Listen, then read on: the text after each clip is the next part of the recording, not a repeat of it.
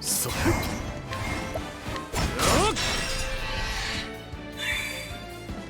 ぜおりゃ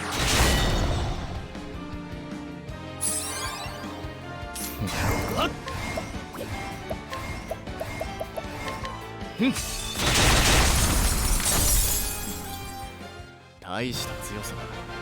合格点だよ。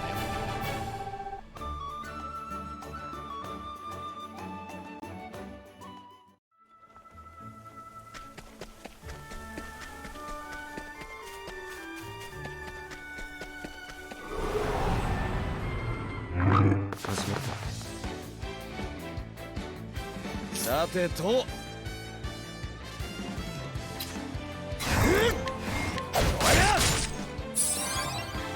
行くぞ。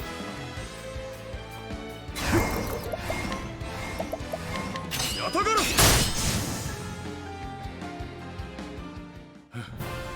これで終わりか。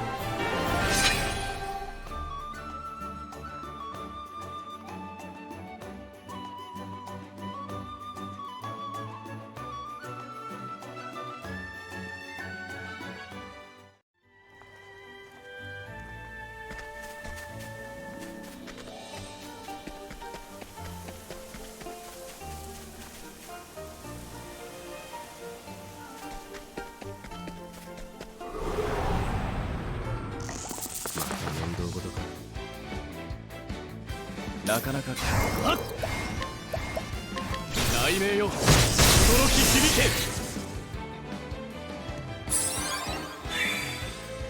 どけ。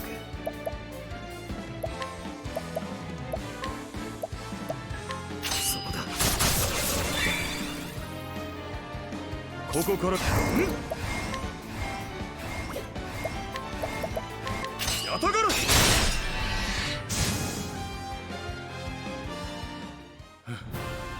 これで終わりか。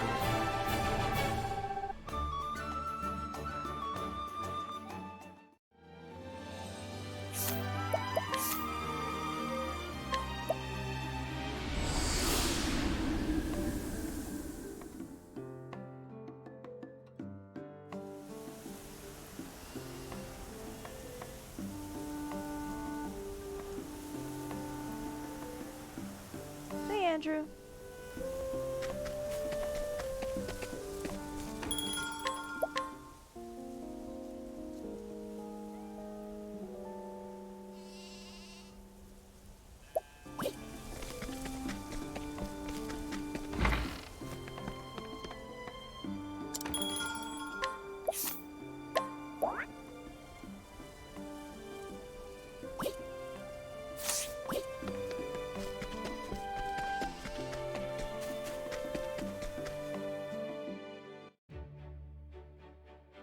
Hey, Sarah.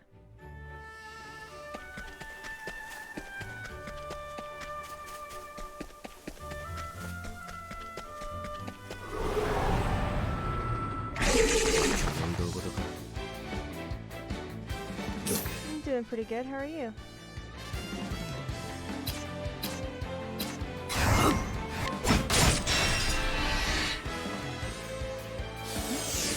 かかってきな。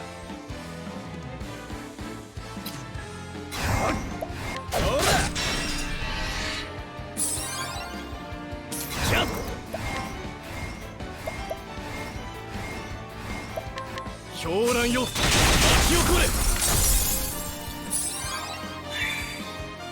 行くわよ。Oh.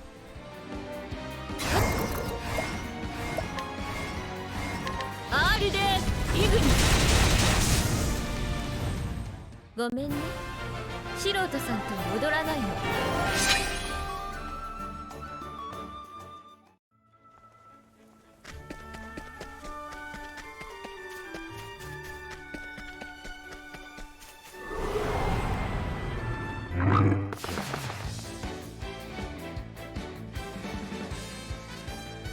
踊ろうか。クルター・グラシエス。ごめんね、素人さんとは踊らないの。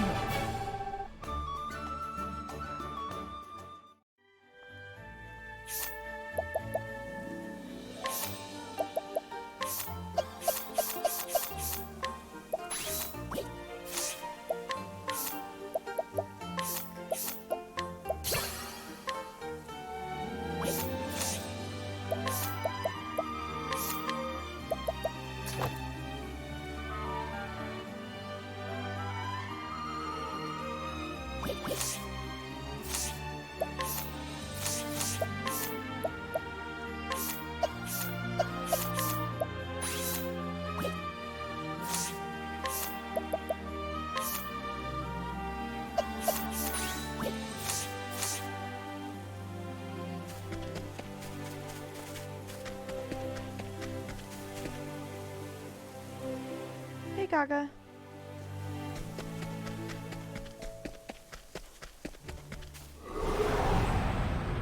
面倒事か。でパッオペリーテネブライごめんね、素人さんと踊らないの。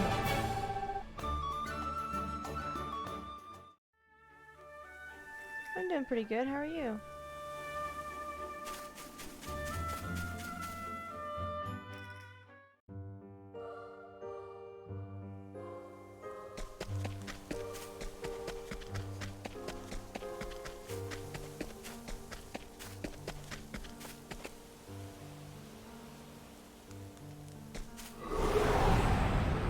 Whoa. プリムローザ参ります。ぜほら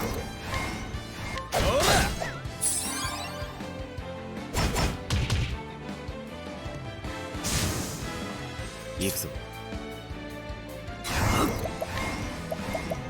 幸運の風吹き荒れよ。キャッ雷鳴よ、驚き響け。おじはっシャルターウェント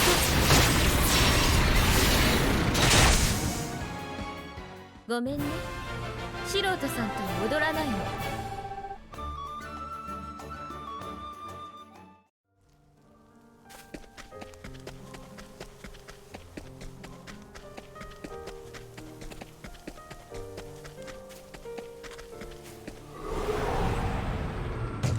プリムローザ参 Oh. ります。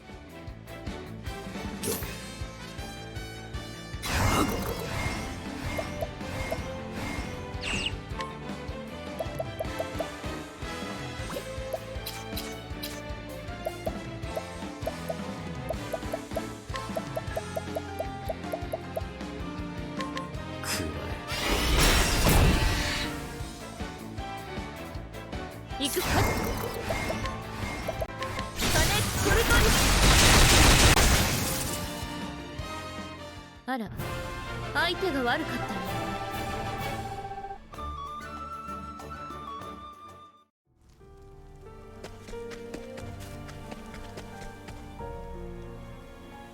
Oh, nice. So you done all the others?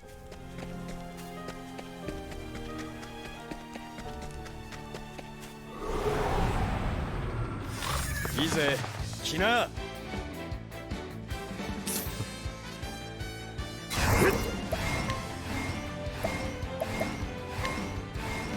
マジックスピードだ。行くわよ。クルターグラシエス。あら、 Welcome to 相 current 手が悪かった content. ね。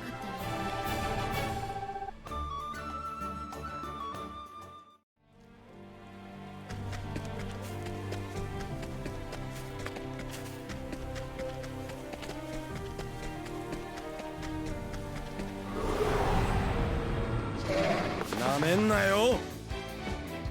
That's good.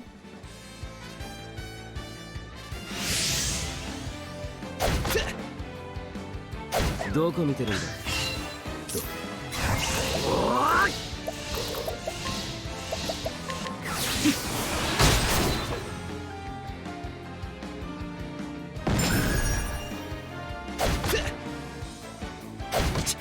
Wow.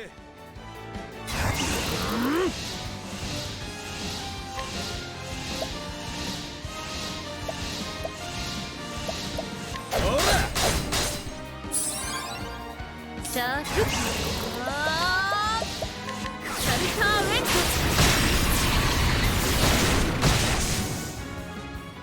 トアンコール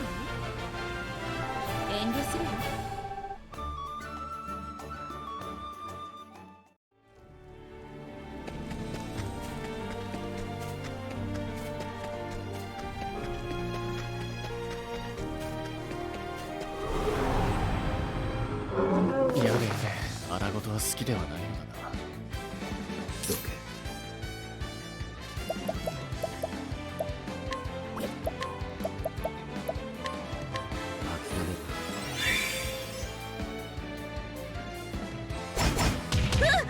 行くわよ。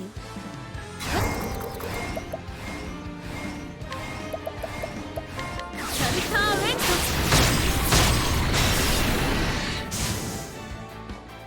ごめんね。素人さん They are と fun. 踊らないの。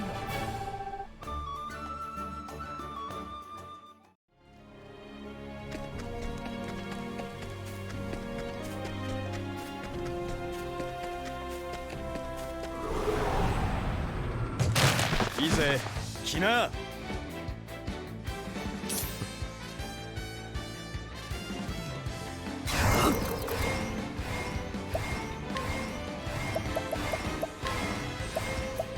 マジックスピードだ。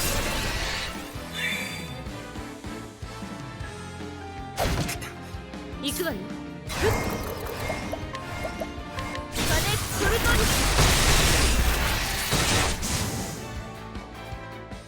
あら、相手が悪かったよ。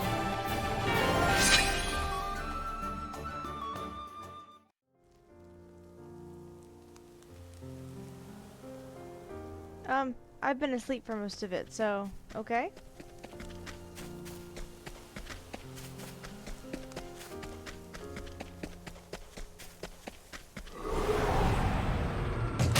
戦いの準備はできているよ。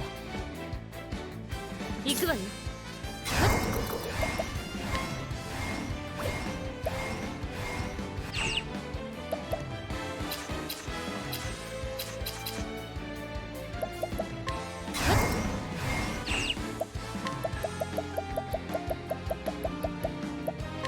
いかがかしら。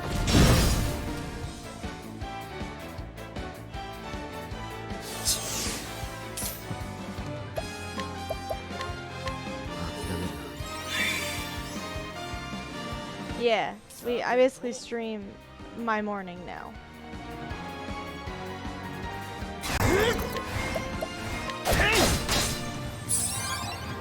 なかなか。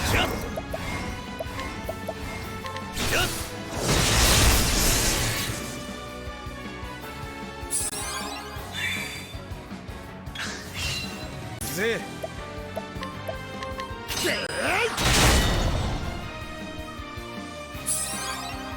踊ろう。R でイグリ。ごめんね。素人さんと踊らないの。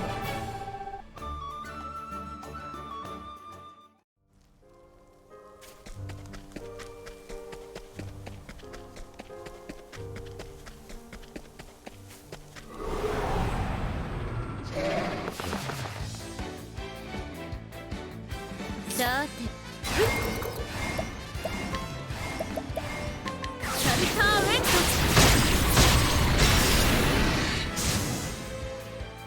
ごめんね。素人さんと踊らないの。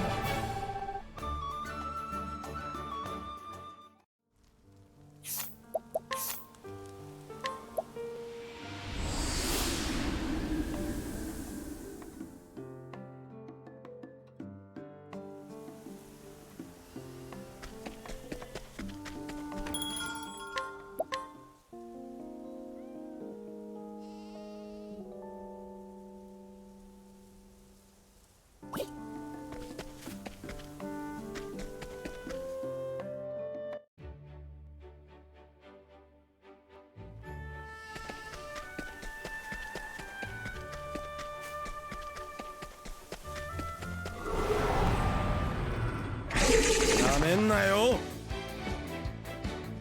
行くぞ。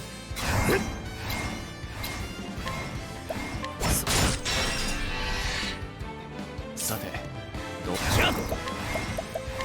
狂乱よ、巻き起これ。ぜ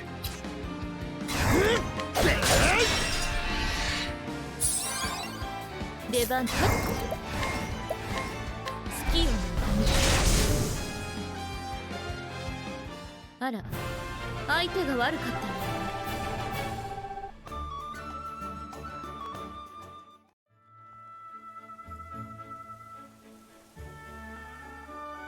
Oh, I'm very excited to actually go in there. I'm going to die a lot. Everyone's going to die a lot. I need to watch the videos and figure out the strategies.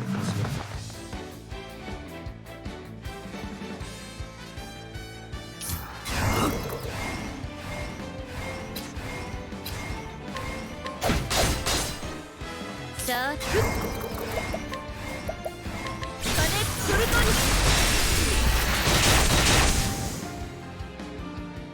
アンコール遠慮するわ。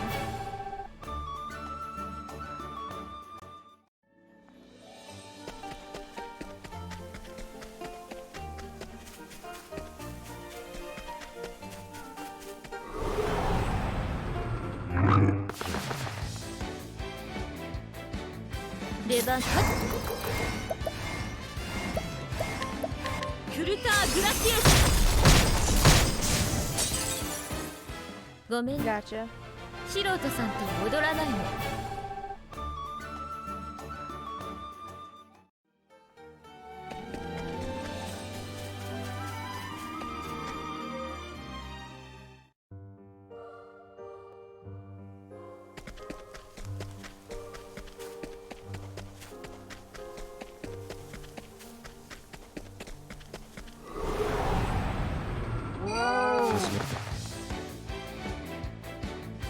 さあ、ふっ金ソルトにさあどう出る。やっ火炎よ焼き尽くせ。この程度では不合格だな。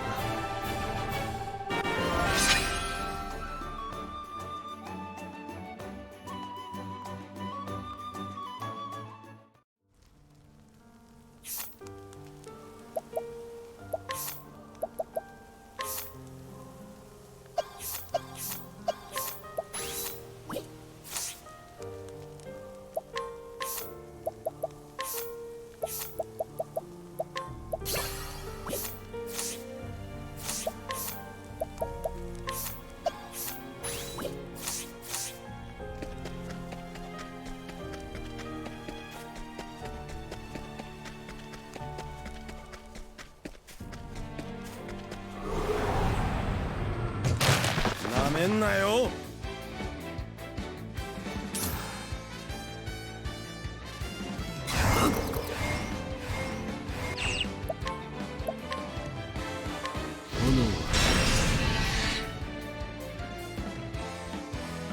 踊る R でイグニあら、相手が悪かったよ。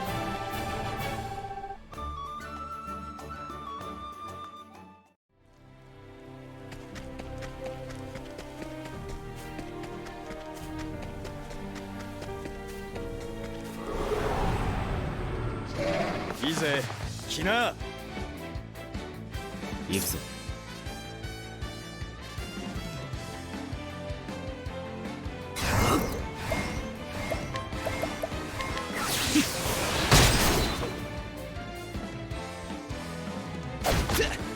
なかなか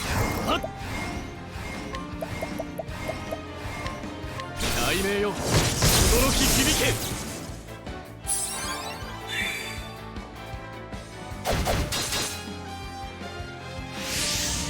さあ、ふっサルターウェント。あら、相手が悪かったよ。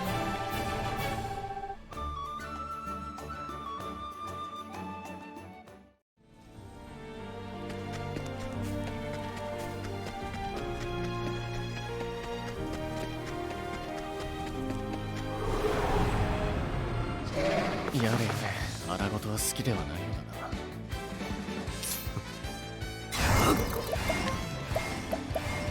幸運の風吹き荒れよ。レバフサルターウェン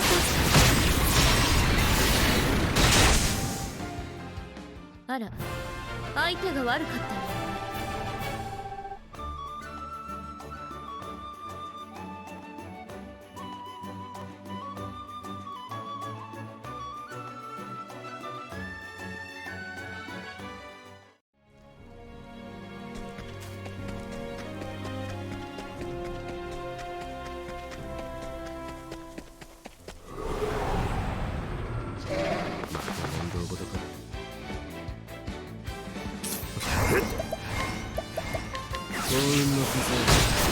吹き荒れよ。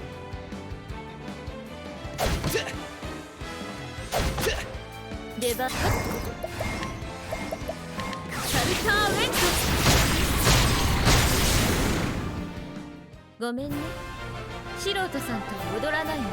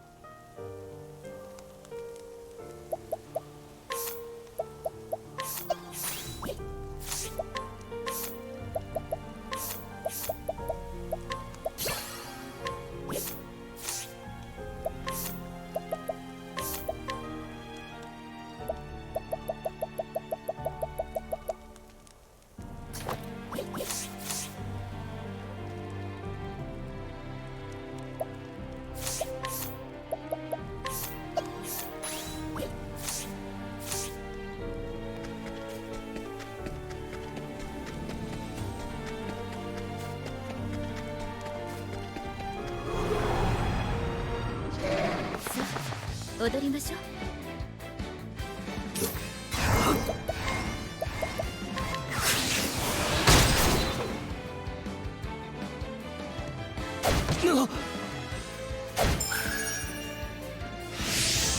さてと、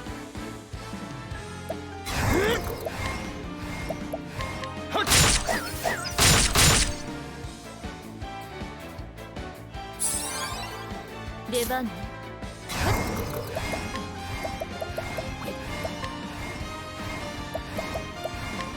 闇より飛ばず災いを払え。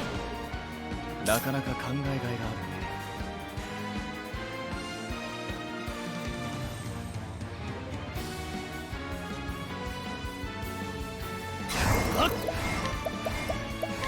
雷鳴よ、驚き響け。授業はこれで終わりだ。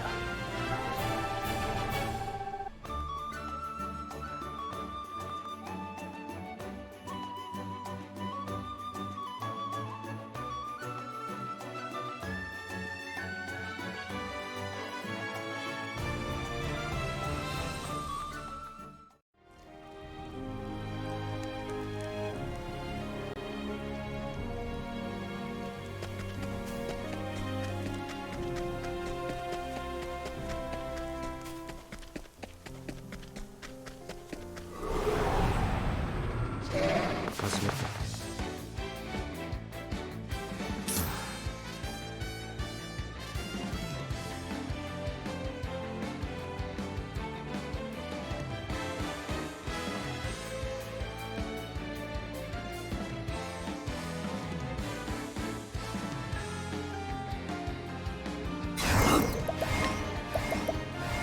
幸運の風吹き荒れよ。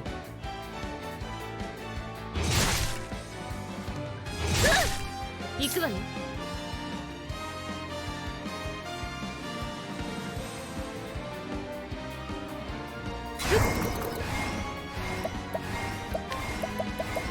闇より飛ばず災いを払え。なかなか考えがいがあるね。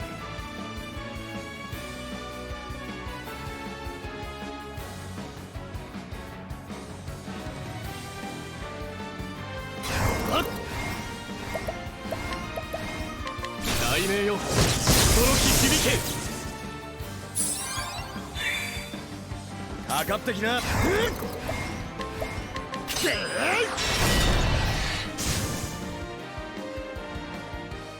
ざっとこんなもんよ。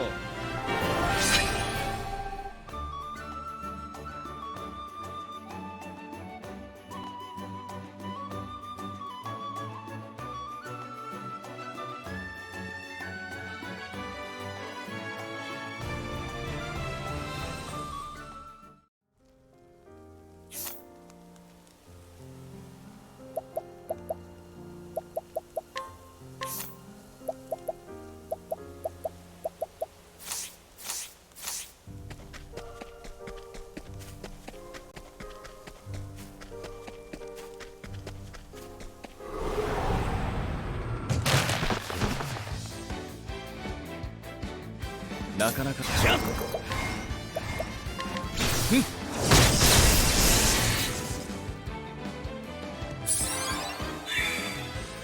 さてこれかにあら相手が悪かったね。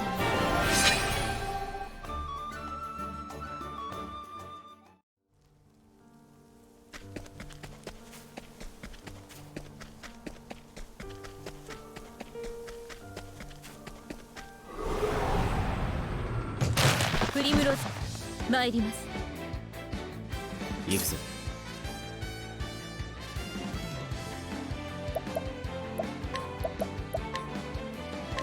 マジックスピードだ。さあ金これかに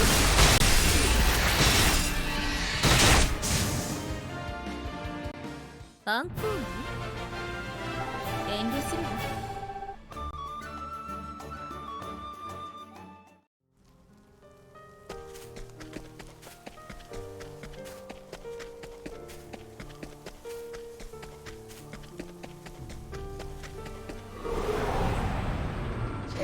さあ授業の時間だ。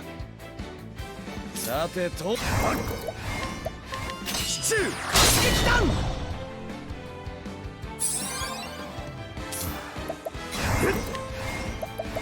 幸運の風吹き荒れよ。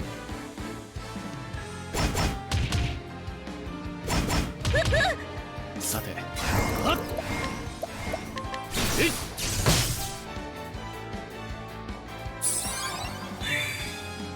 さあサルターレント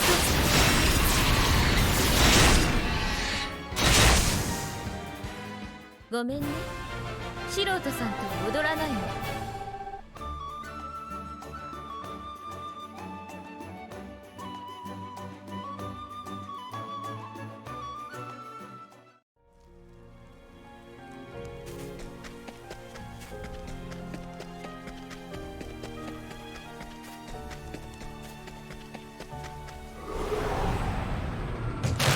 いいぜ来な。出番ね。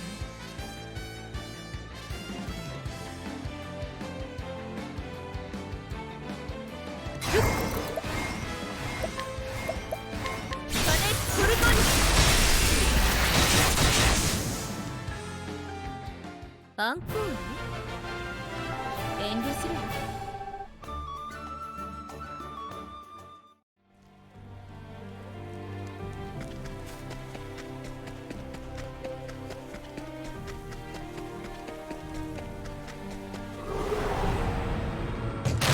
いいぜ来な。さて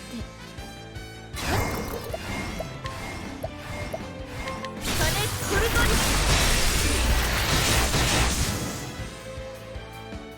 あら相手が悪かったね。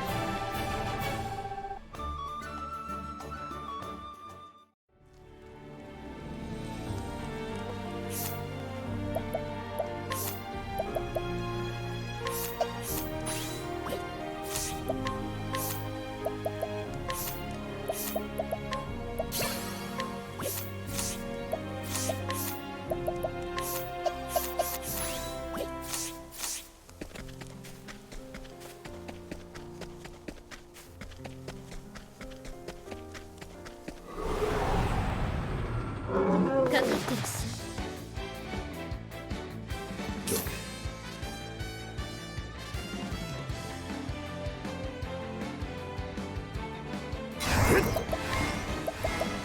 幸運の風吹き荒れよ。じゃ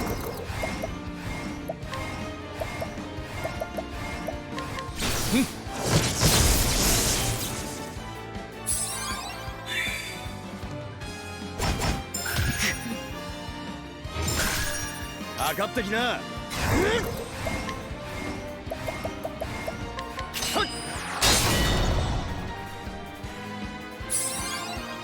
おだサルャルターウェット。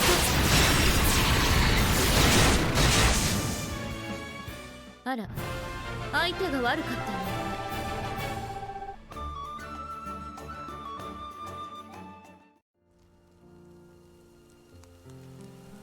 We've lost Kaga now to the alcohol. Just because his injection's gone.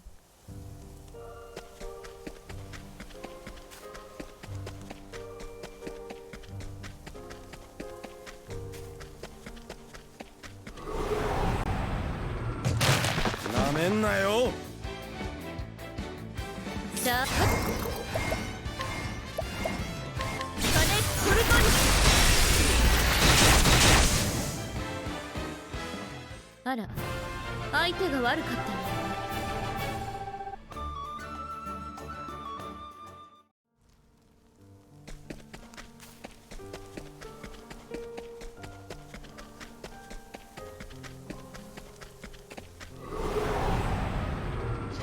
戦いの準備はできているよ。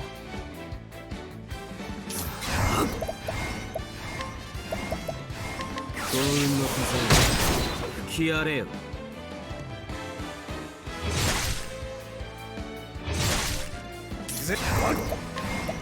シチュー撃弾。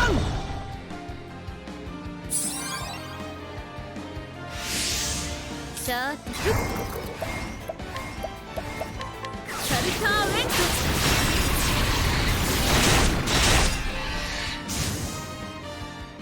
アンコール？遠慮するわ。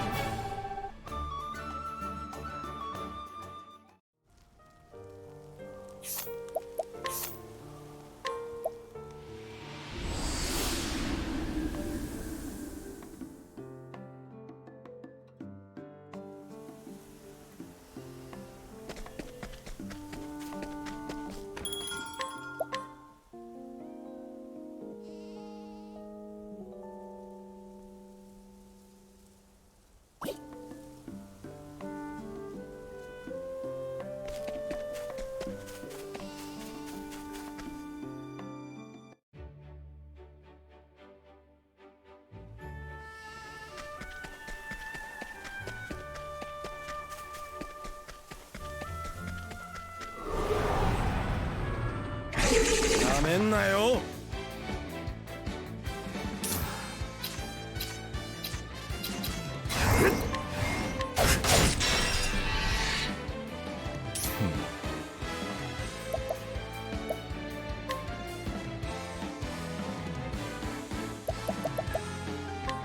せい。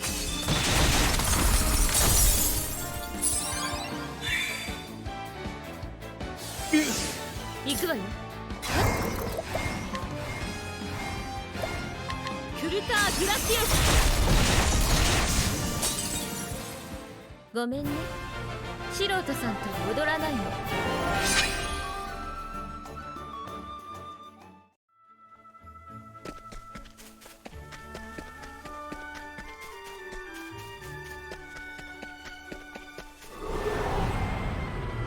面倒事か。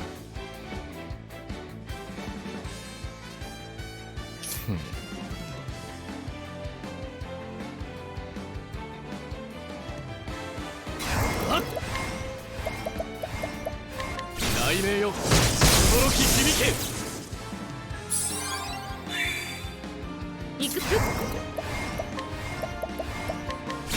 コルトに。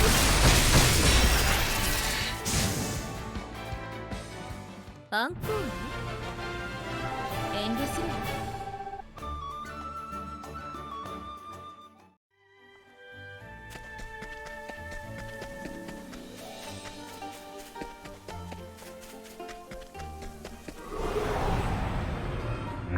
プリムローザ、参ります。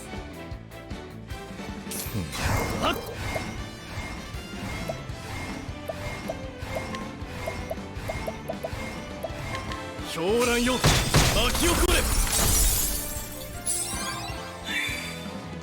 行くぞ。マジックスピングジャンプ。さあ、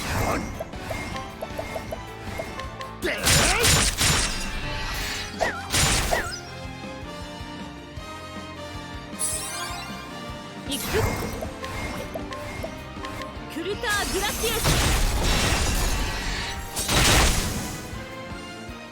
あら、相手が悪かったよ。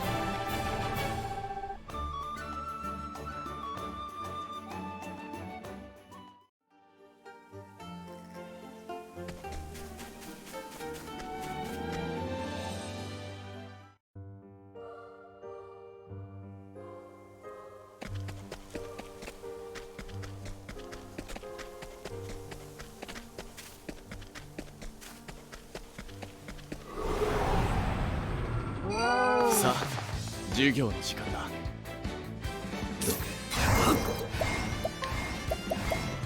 幸運の風吹き荒れよ。驚く。サルターウェントス。アンコール。遠慮するわ。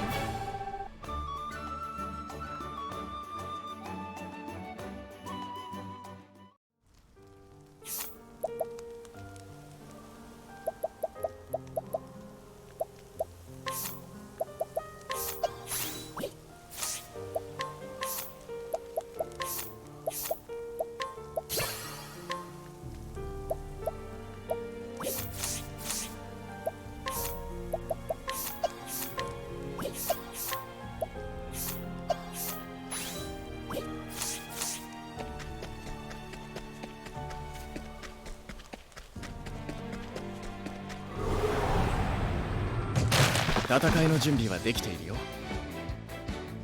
レバンス R でイグニアンコール。遠慮するわ。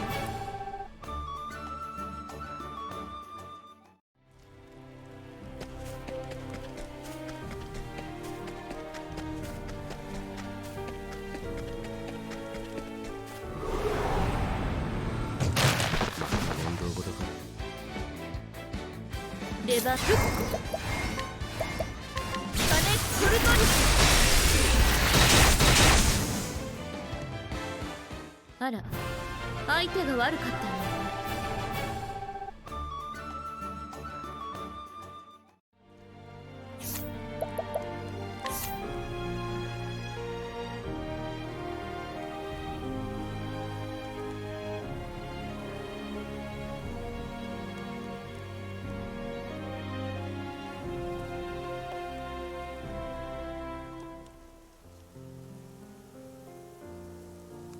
Thanks for the hydrate, Kaka-chan.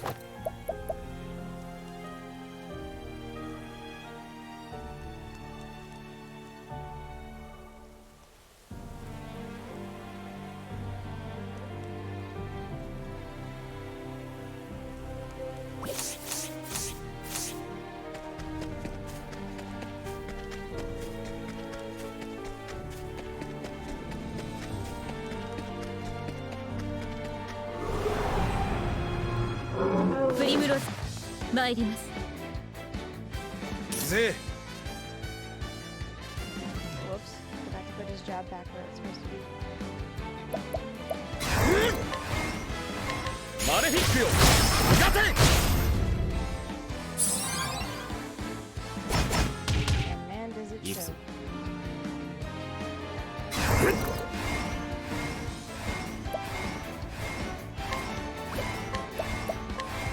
諦めた。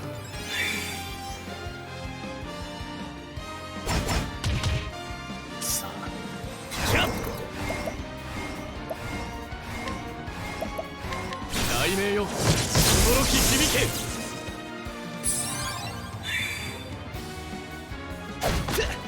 驚く。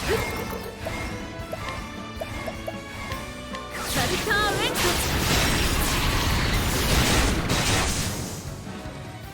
あら、相手が悪かったね。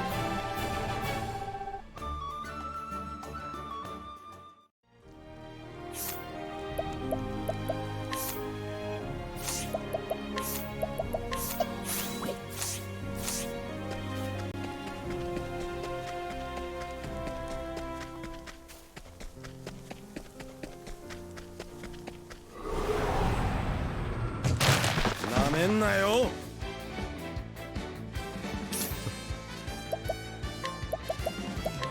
一息つこうか。さあ R でイグニアンコール。遠慮する。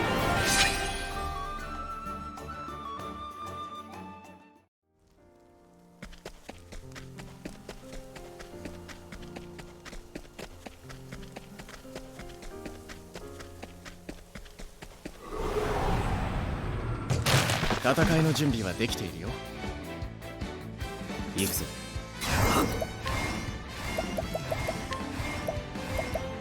マジックスピードです。驚く。R でイグニあら、相手が悪かったね。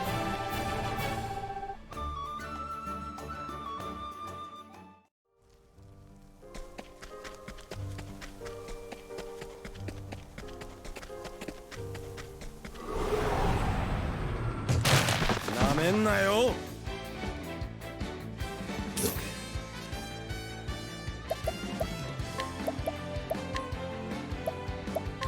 マジックスピード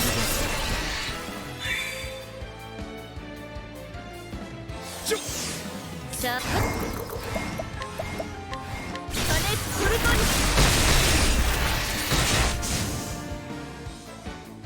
ごめんね、素人さんと踊らないの。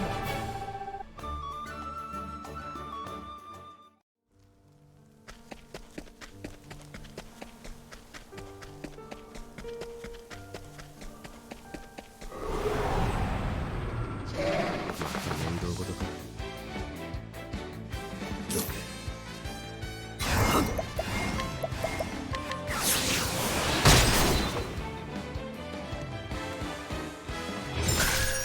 さてシチュー撃弾。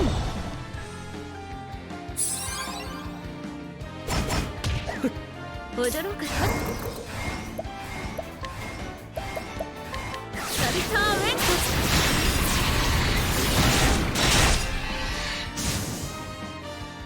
ごめんね、素人さんと踊らないの。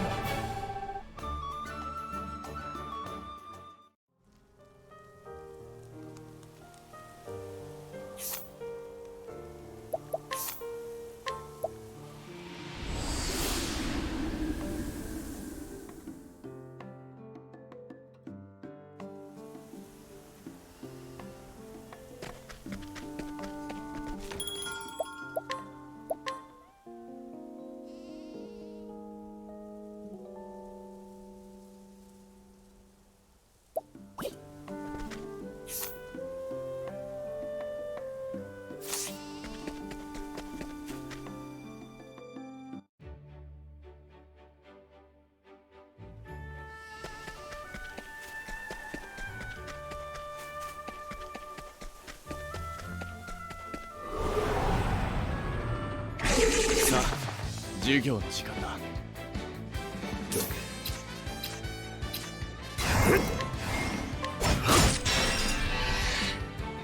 さあクルターグラシエス。ごめんね、素人さんと踊らないの。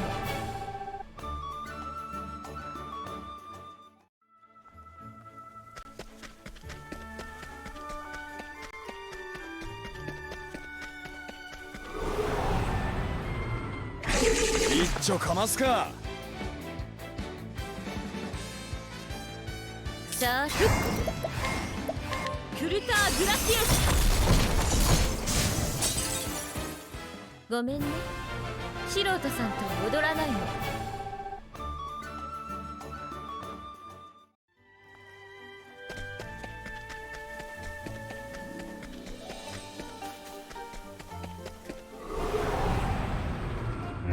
やれやれ、荒事は好きではないのだな。行くわよ。クルターグラシエス。ごめんね、素人さんと踊らないの。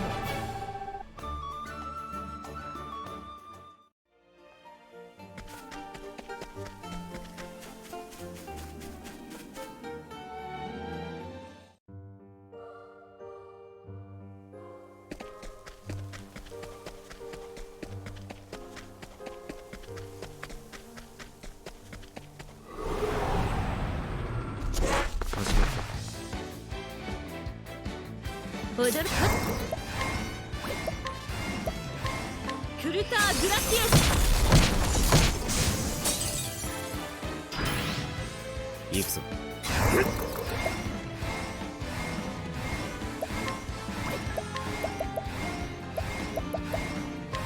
マジックスピードだ。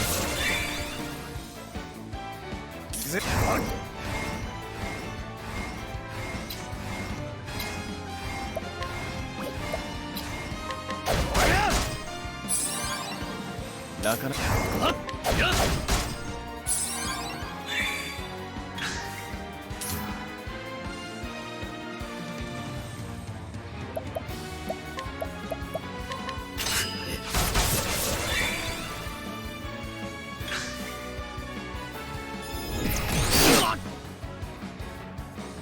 行くぞ。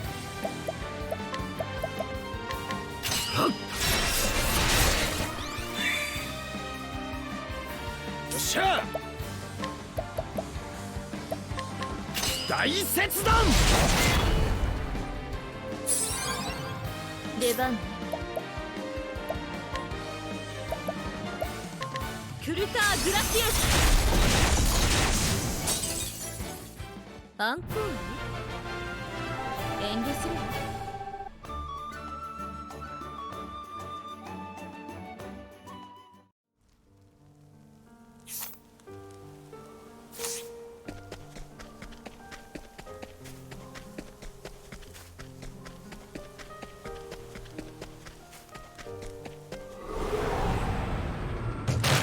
一丁かますか。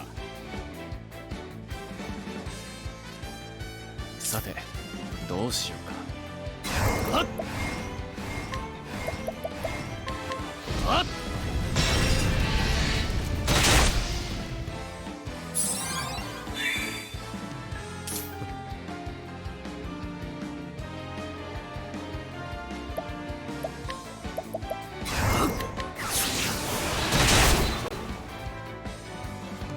さて、出番ね。金ソルトに。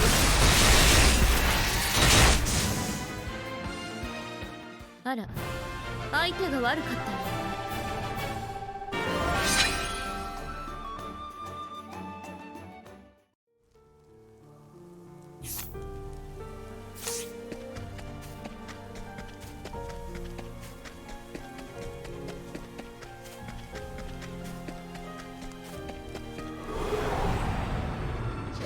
さあ授業の時間だ。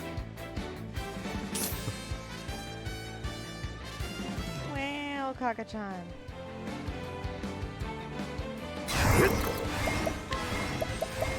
幸運の風吹き荒れよ。 No, you're fine. The pun was bad though. よっしゃ。せい。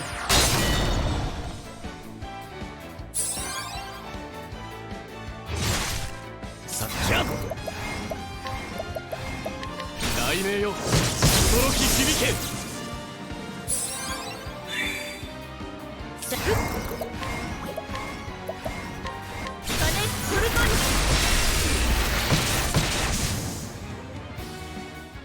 アンコール遠慮するわ。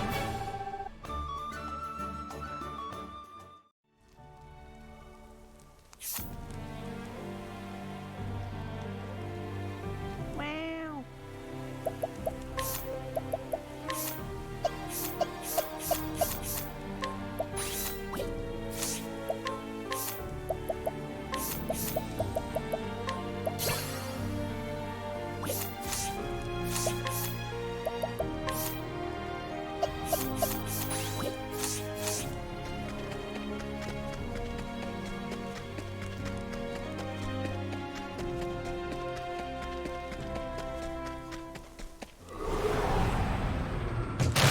一丁かますか。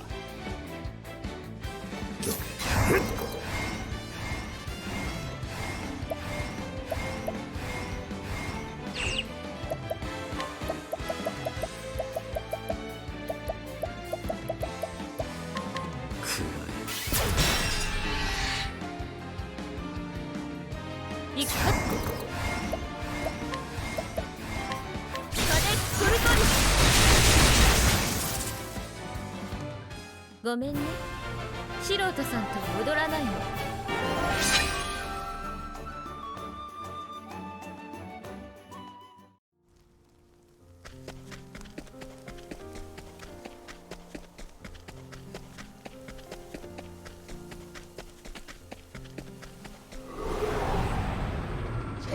かかってらっしゃい。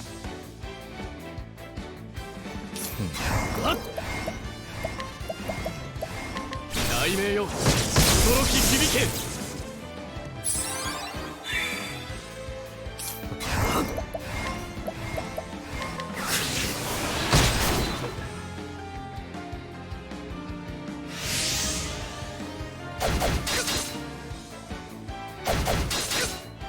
出番ね。Primrose is officially more powerful than Cyrus at this point. シャルターウェント。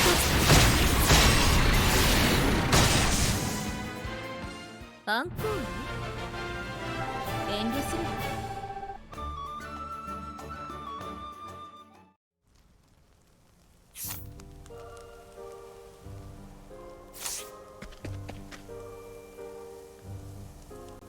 Nah, Sorcerer is just a really, really powerful spellcasting class. And the way I have it set up, I can do more than the maximum damage. The more I boost it, the more powerful it is. And then she has augmented elemental attack. All of this just kind of says magical fuck you.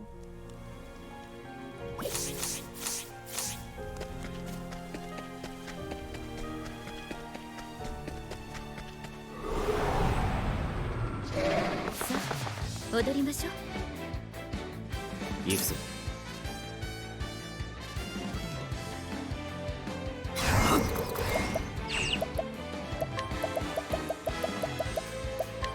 くらえ。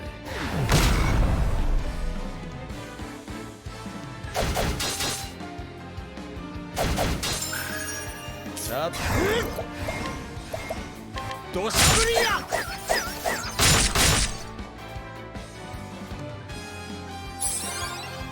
いくか。シャルターウェント。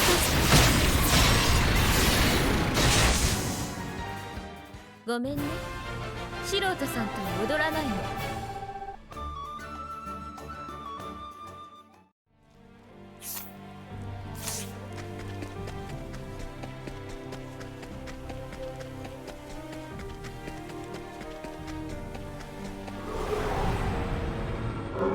一丁かますか。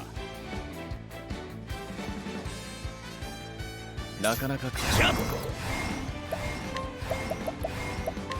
狂乱よ、巻き起これ。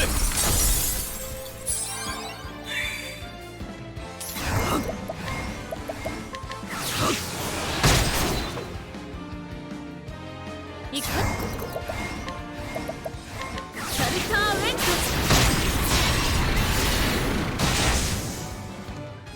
ごめんね、素人さんとは踊らないの。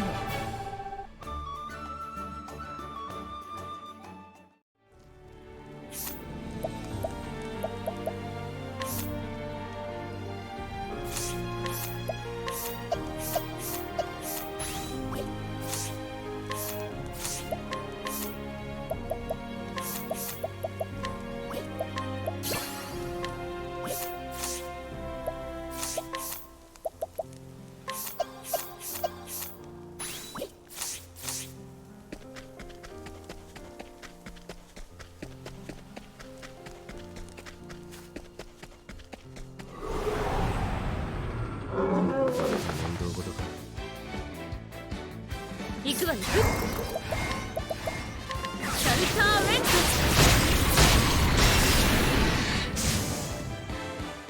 あら、相手が悪かったね。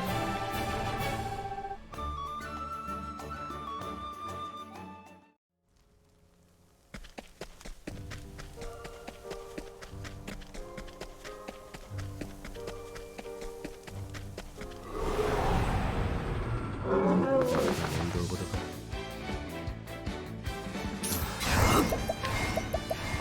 幸運の風吹き荒れよ。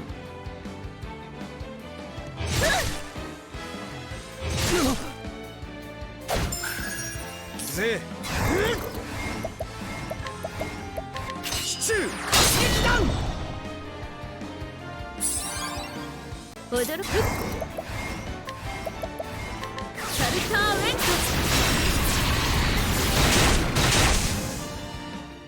アンコール。遠慮する。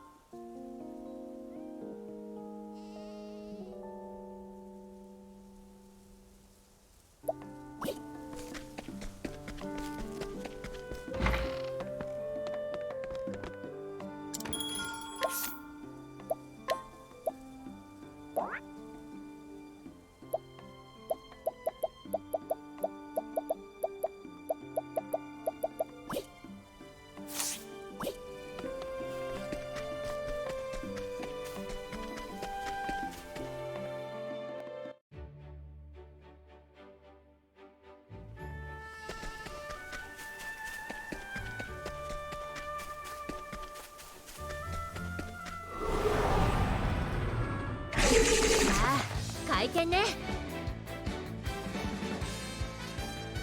いくよ。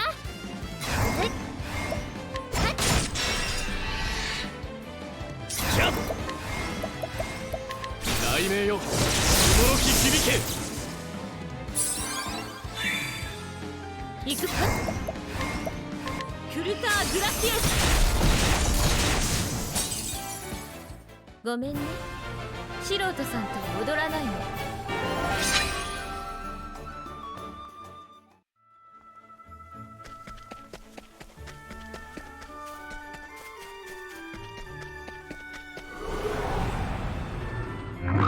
なめんなよ。出番ね。フルターグラシエス。あら、相手が悪かったね。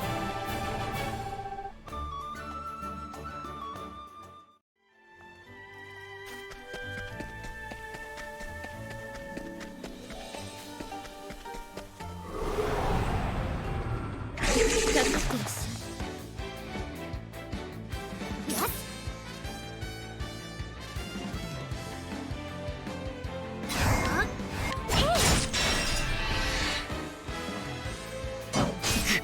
行くわよ。金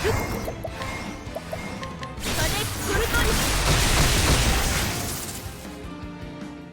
あら、相手が悪かった。Hey Spectre, what's up?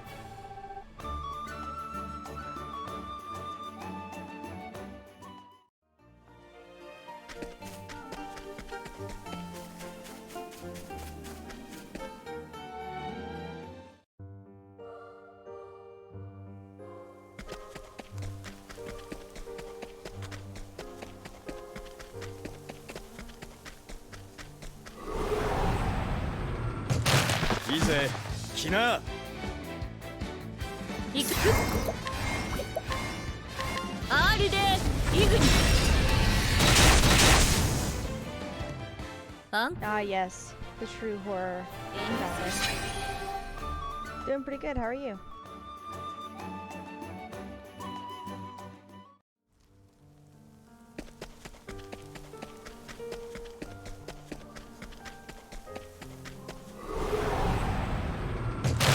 なめんなよ。さあ金ソルトにアンコール遠慮するわ。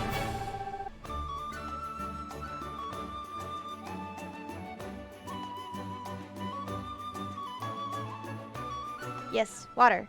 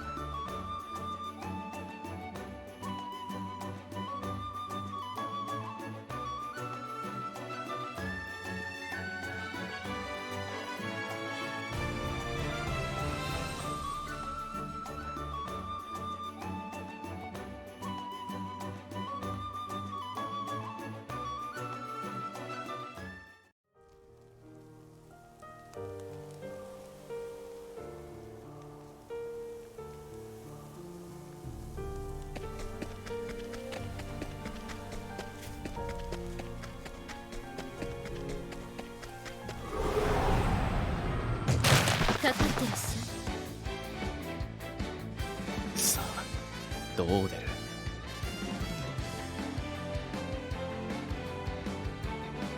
あっ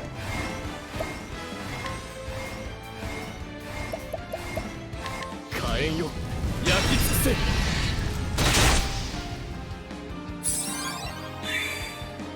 出番ね。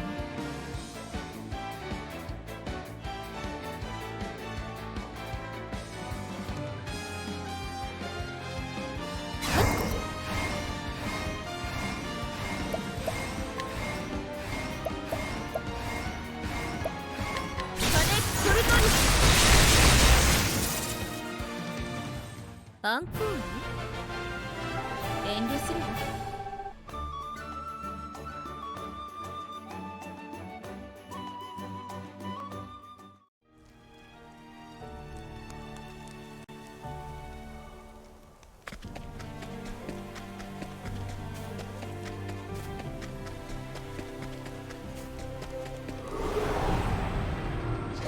ちゃっちゃと行くわよ。かかってきな。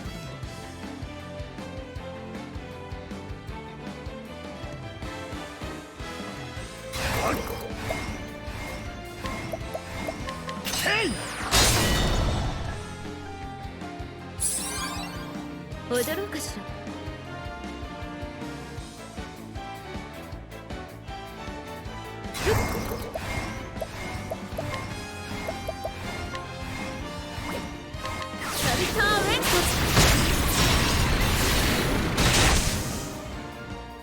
アンコール遠慮するわ。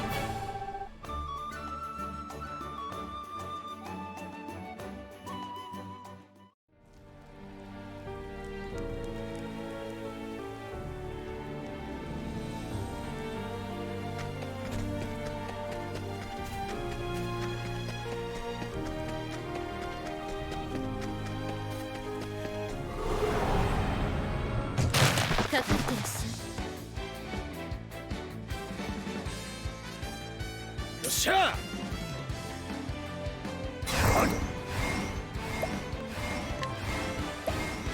せい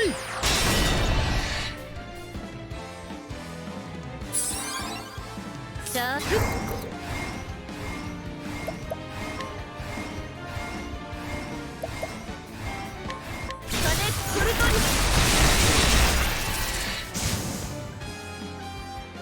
あら、相手が悪かったよ。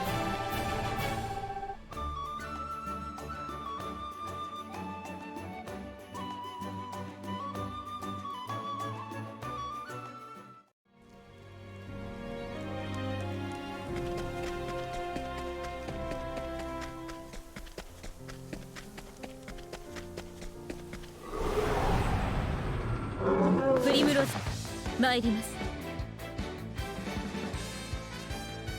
さあどう出る。じゃと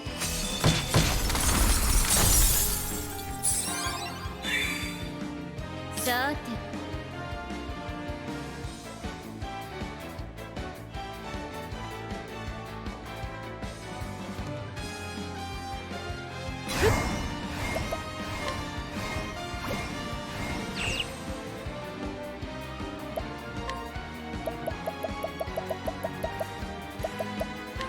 いかがかしら。さてと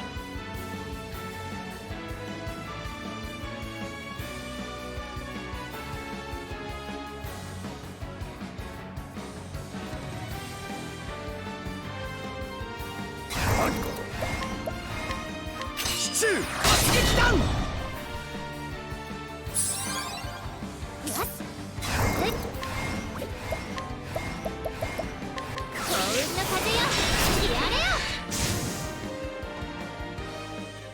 商人だからって甘く見たでしょ。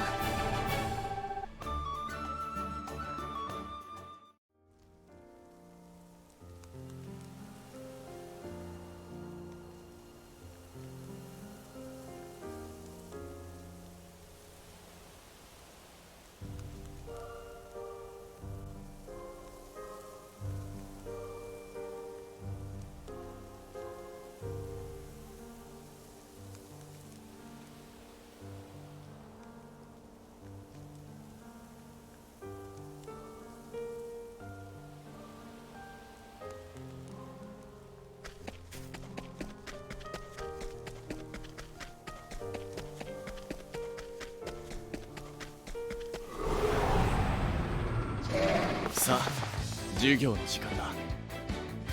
さて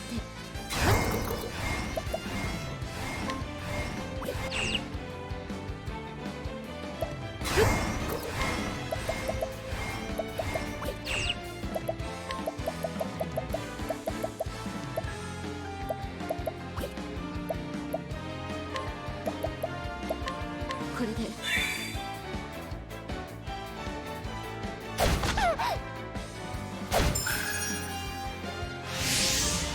ぜ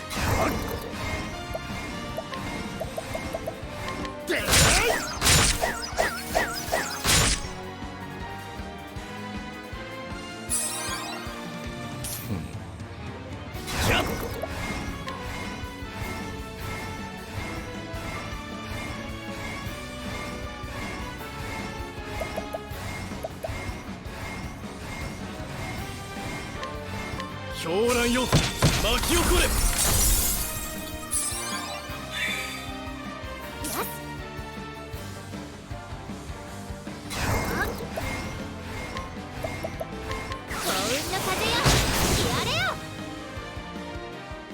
今日は店じまいよ。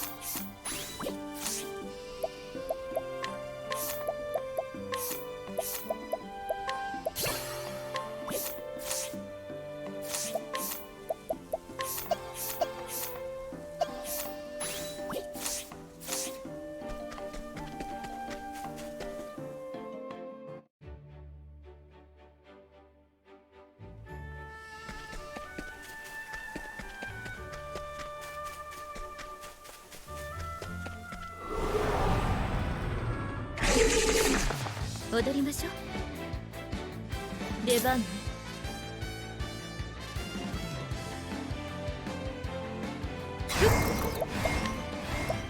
クルターグラシエス。あら、相手が悪かったね。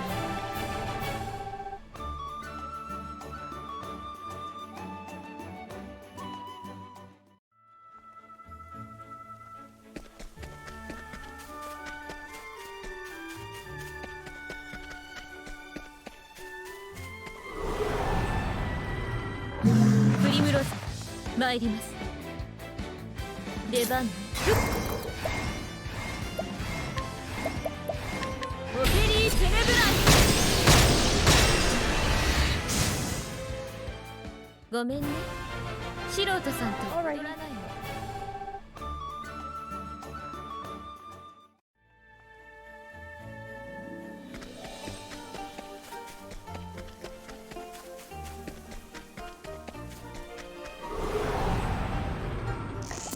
なめんなよ。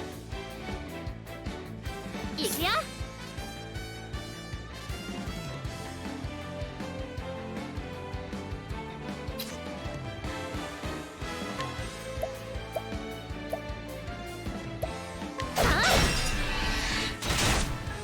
さて、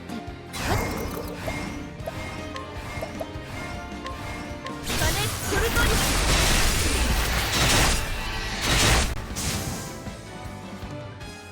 ごめんね、素人さんと踊らないの。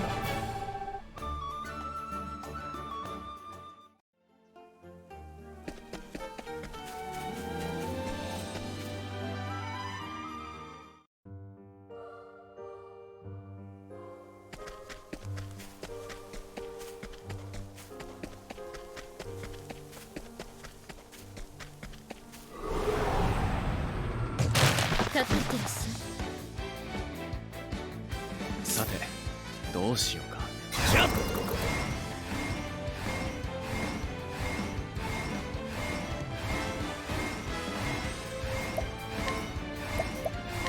雷鳴よ、驚き響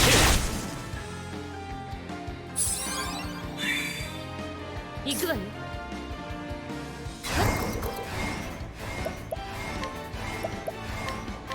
ソルトリス。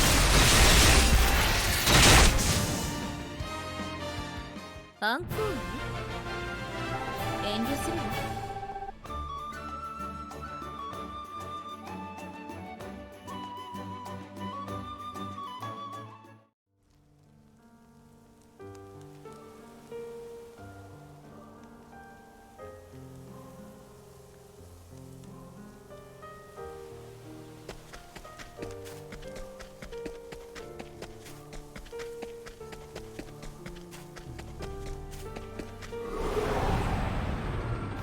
かかってらっしゃい。踊ろうかしら。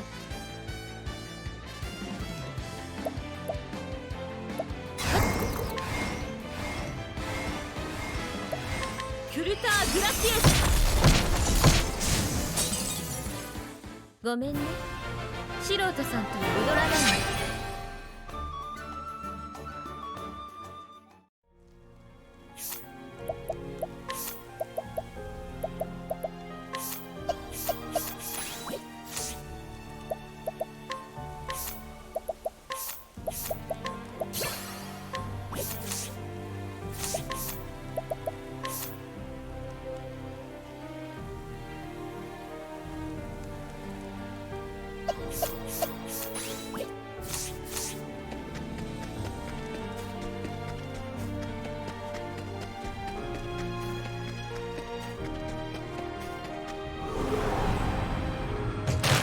さあ授業の時間だ。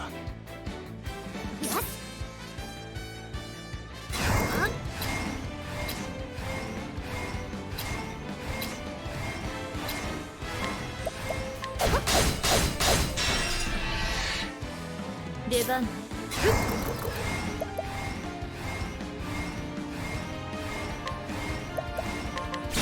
ソルトリス。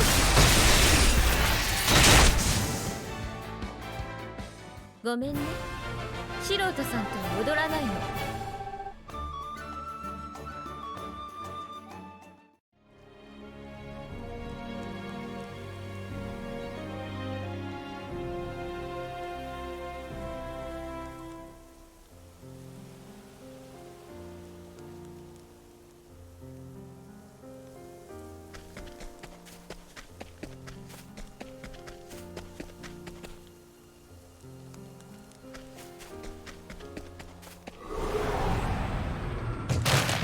気はいい？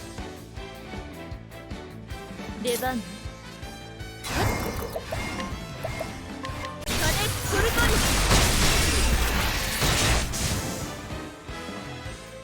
アンコール？遠慮するわ。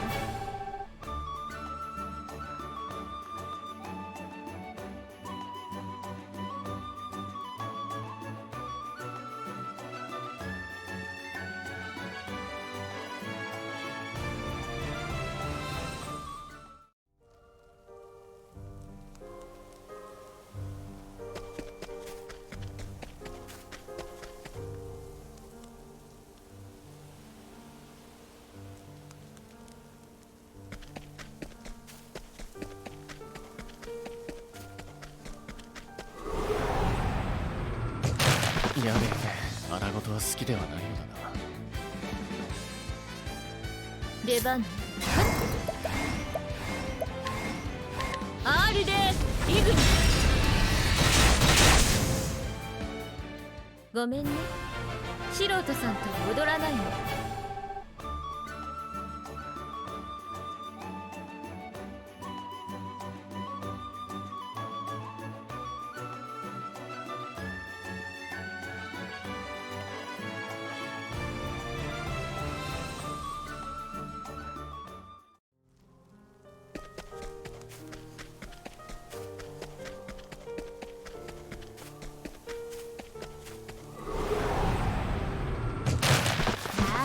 回転ね。踊ろうかしら。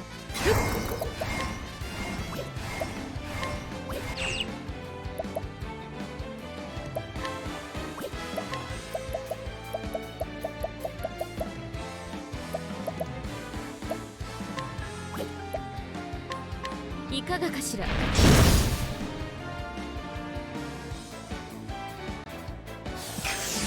なかなか考えがいがある。はっ、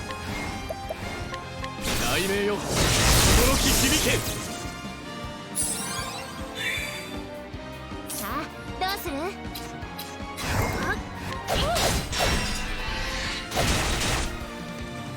っしゃ、ほら。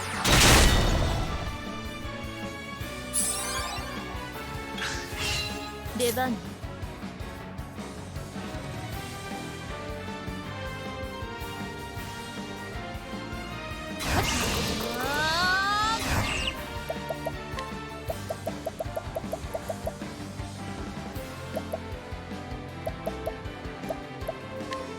いかがかしら。アンコール？遠慮する。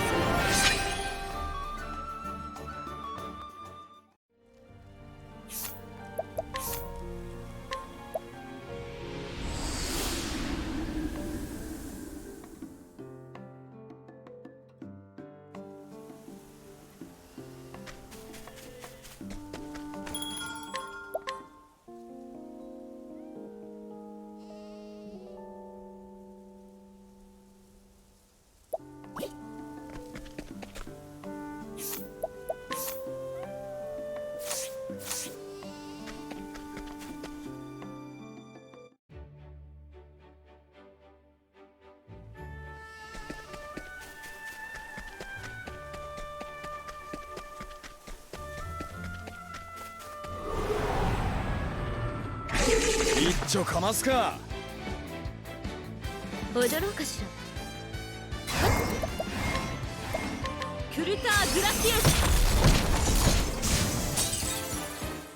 ごめんね、素人さんと踊らないの。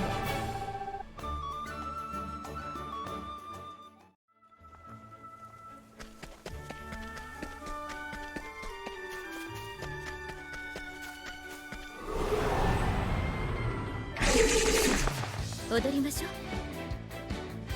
さあどうする？よ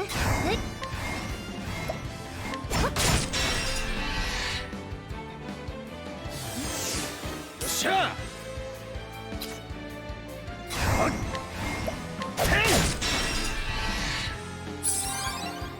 行くわよ。クルターグラシエス。あら、相手が悪かったのね。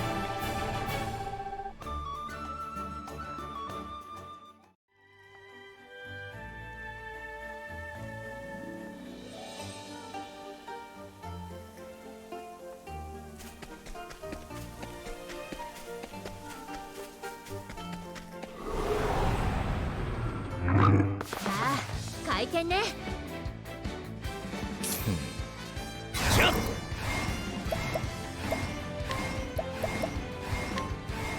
えい。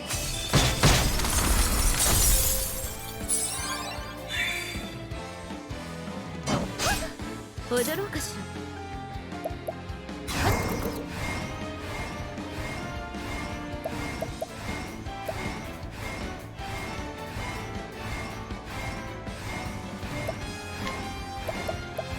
フルターグラシエス。アンコール？遠慮するわ。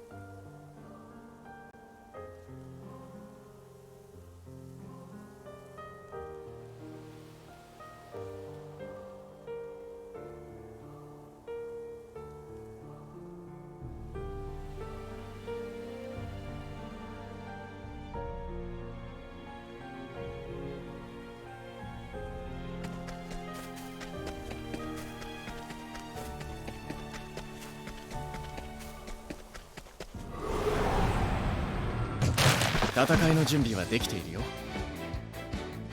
行くわよ。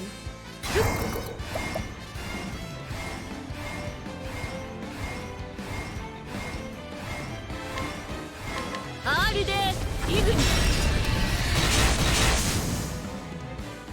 ごめんね、素人さんとは踊らないの。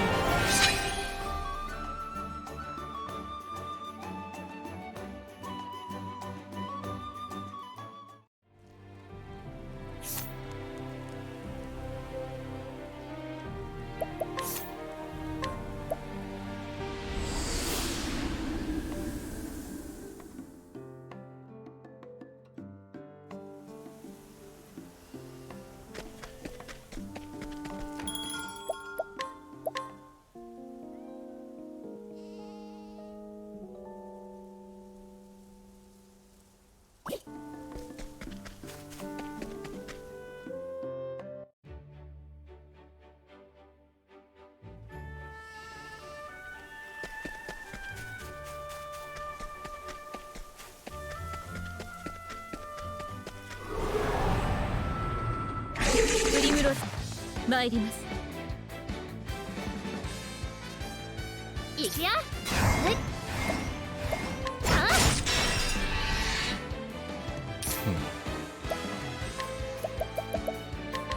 狂乱よ巻き起これ。行くわよ。クルターグラティアス。ごめんね、素人さんとは踊らないの。さ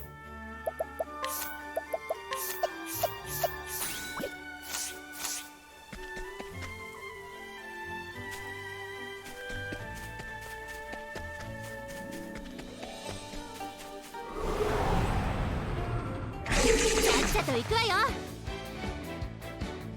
行くわよ。コルトリアンコール。遠慮するわ。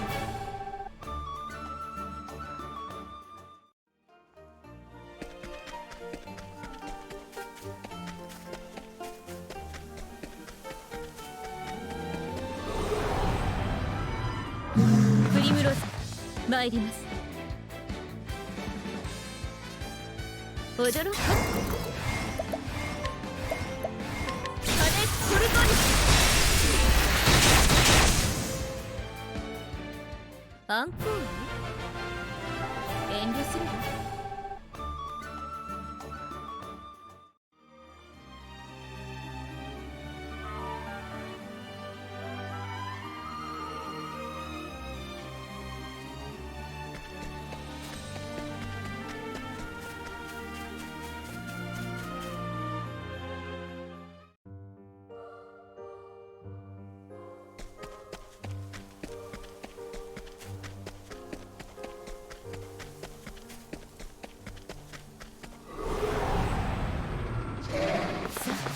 踊りましょう。出番ね。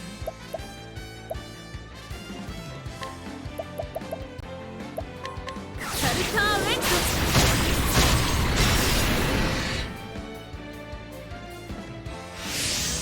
さあ、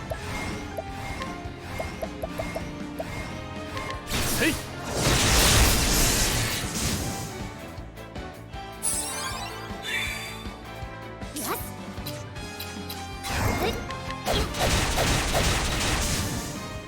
今日は店じまいよ。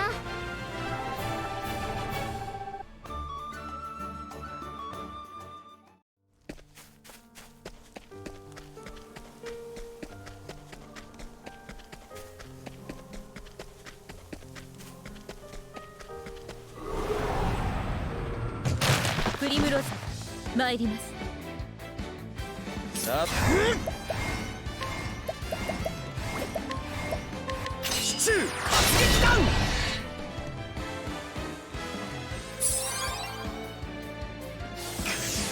さあ、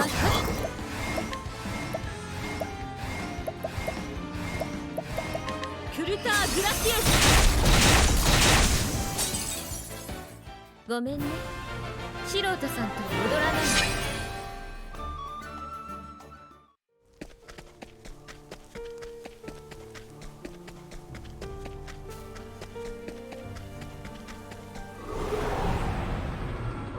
の。プリムローズ参ります。さあ、雷鳴よ驚き響け。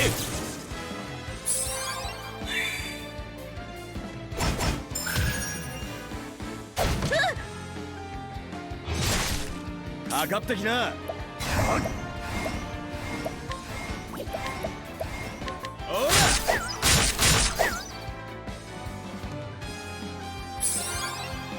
行くわ。サルターウェント。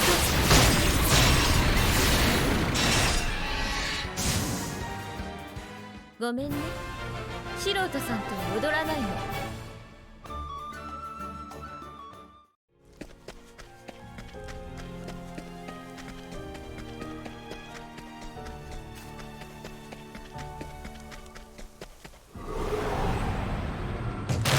いいぜ、来な。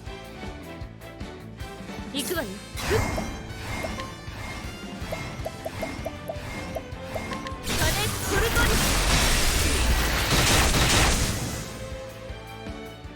ごめんね、素人さんと踊らないの。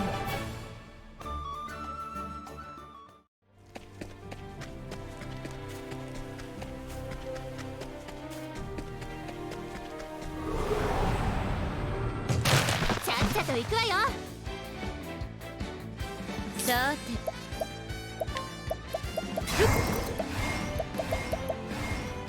R でイグニアンコール？遠慮するわ。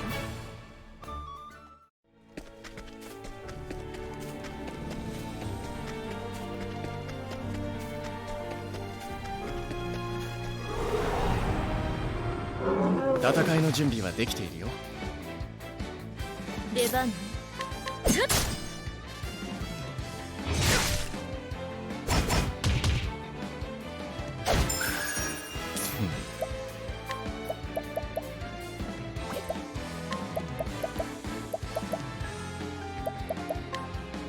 癒しの奇跡を与えたまえ。よっしゃ。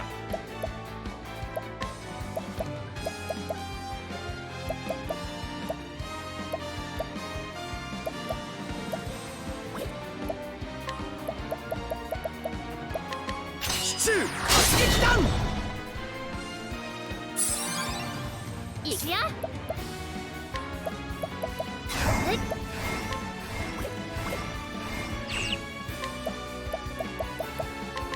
レアトファブレ。よっしゃ。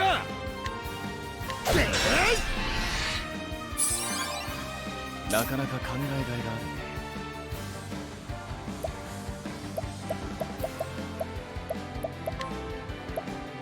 やっ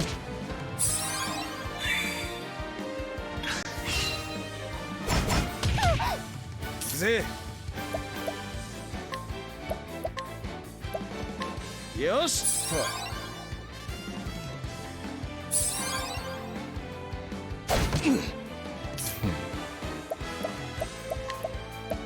あっ火炎よ、焼き尽くせ。出番ね。そこ。さあ、一休み一休み。さあどうだよ。やっえい。授業はこれで終わりだ。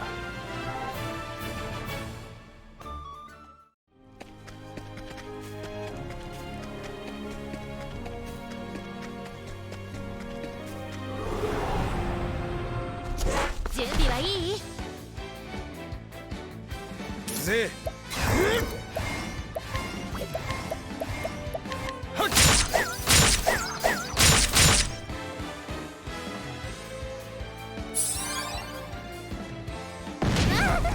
行くわよ。オペリー・テネブラなかなか考えがいがある。狂乱よ、巻き起これ。私の番。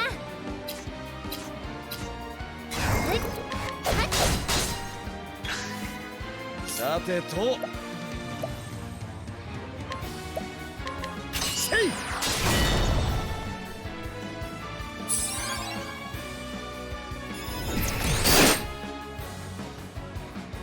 さて、サルターレント。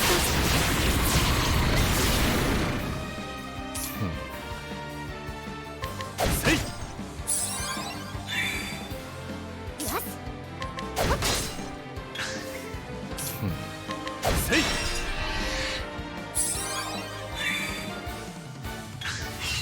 行くよ。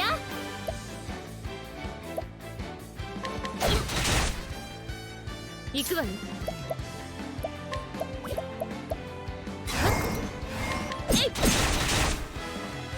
なかなか考えがいがあるね。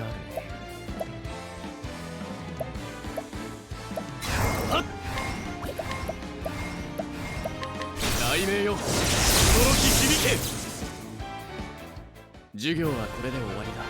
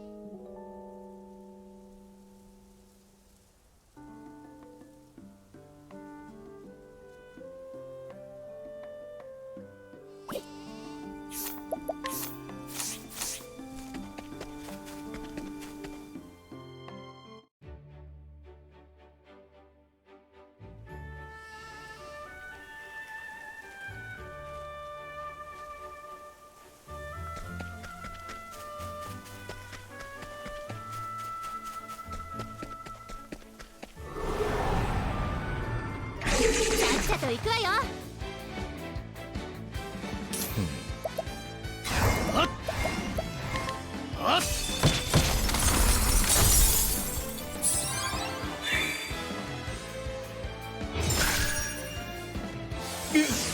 かかって土砂降りや。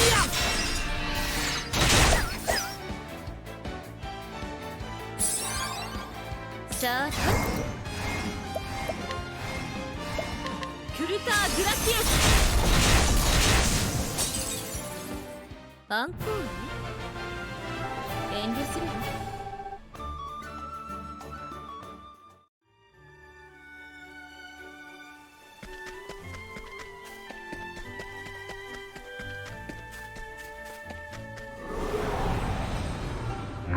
さっさと行くわよ。よっしゃ。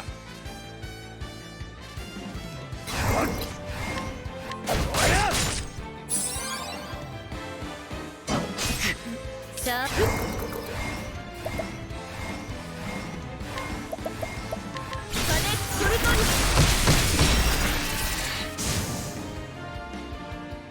ごめんね、素人さんと踊らないの。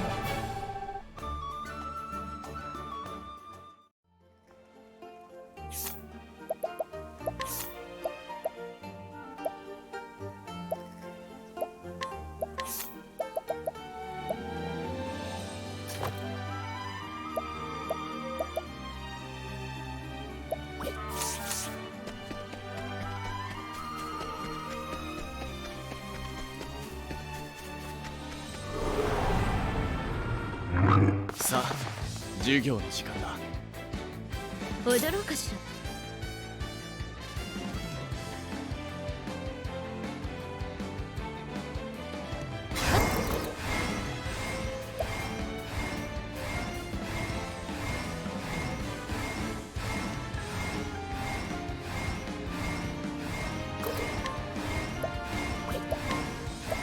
クルターグラティエス。ごめんね、素人さんと踊らないの。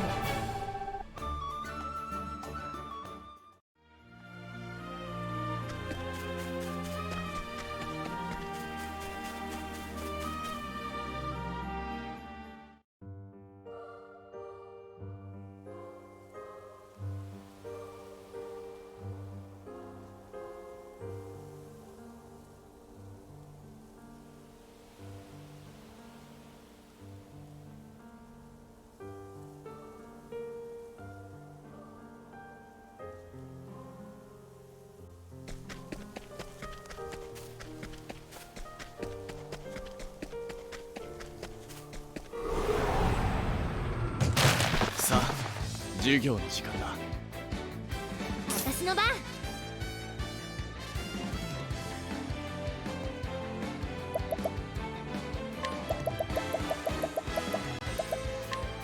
これでどう？なんだと？行くわよ。風コルトリ。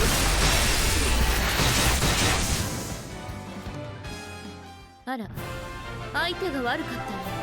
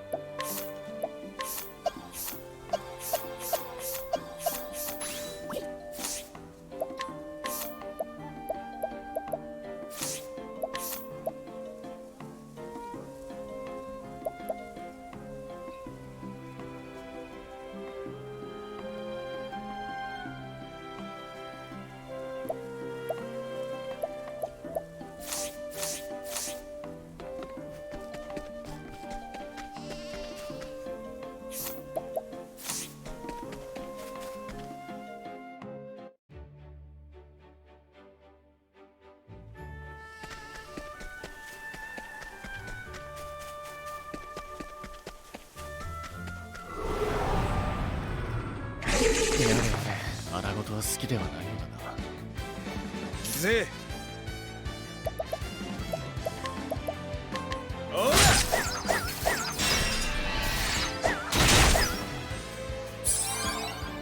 負けません。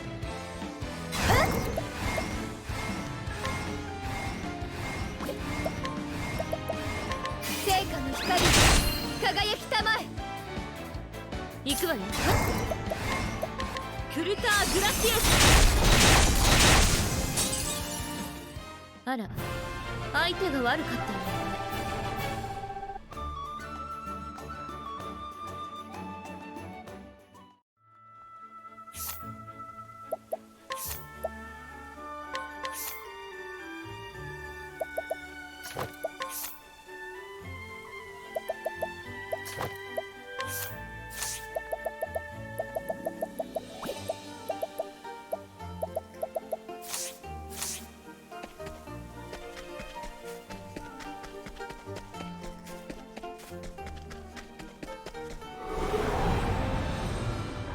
プリムローズ、参ります。行くわよ。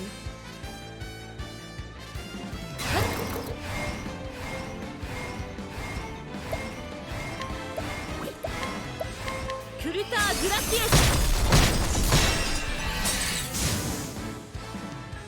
ごめんね、素人さんとは踊らないの。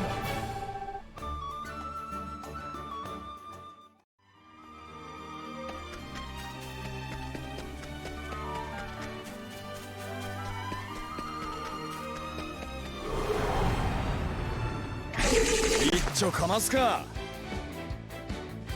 さて、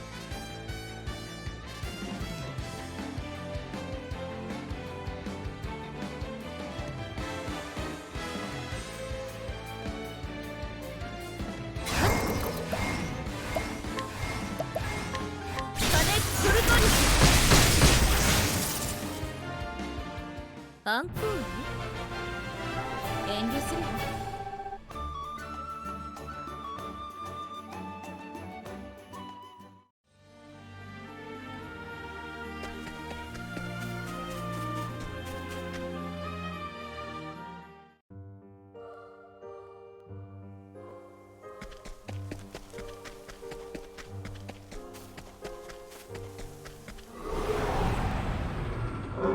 成果のご加護、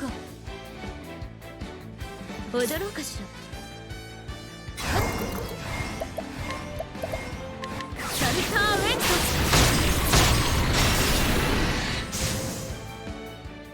ごめんね、素人さんと踊らないの。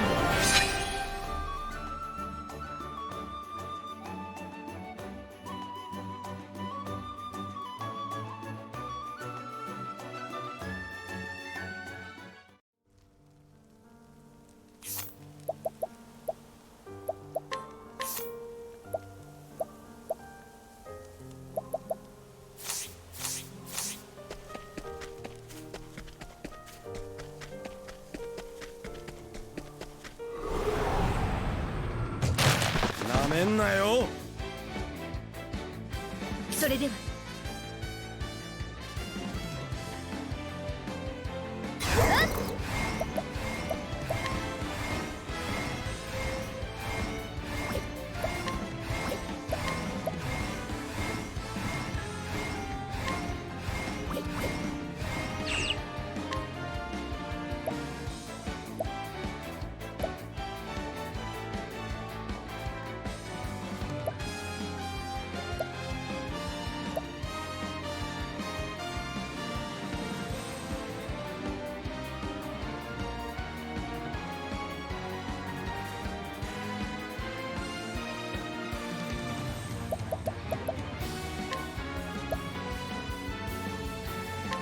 精神よ。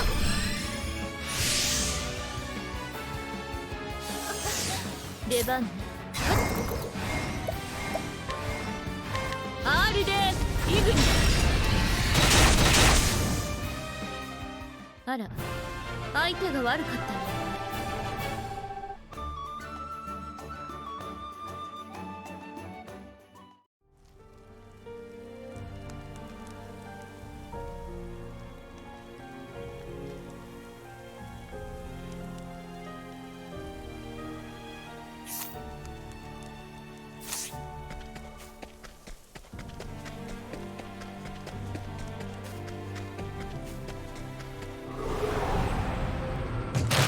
なめんなよ。出番ね。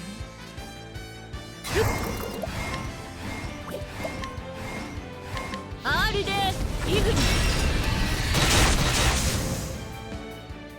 ごめんね、素人さんと踊らないの。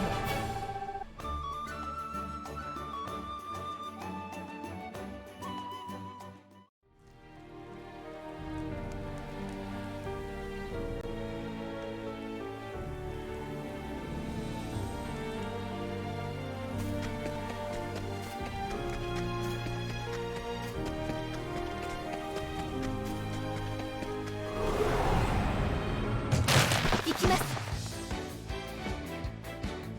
踊ろうかしら。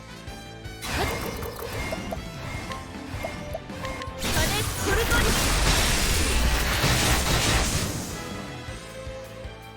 ごめんね、素人さんと踊らないの。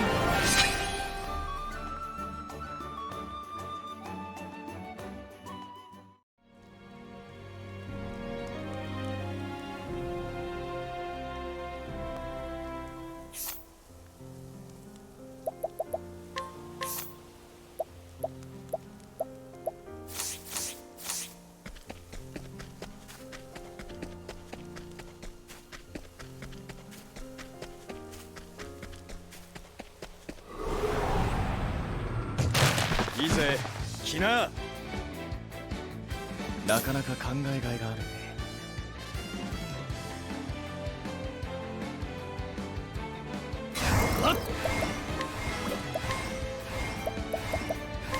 雷鳴よ、驚き響け。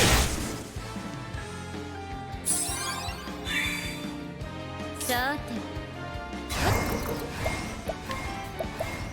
金ソルトに。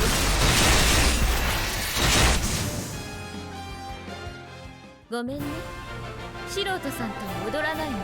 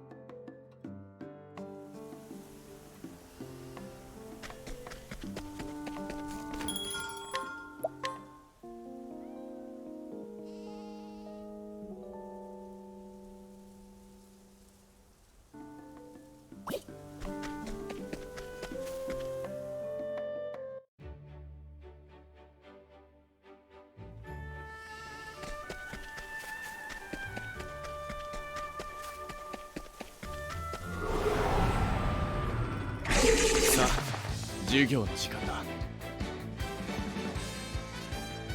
行くわよ。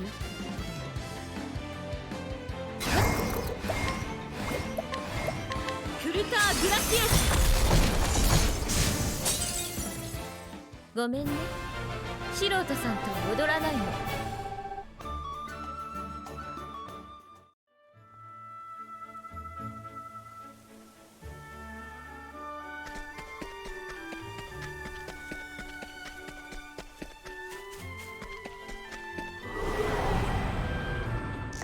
戦いの準備はできているよ。踊ろうかしら。風トルトリ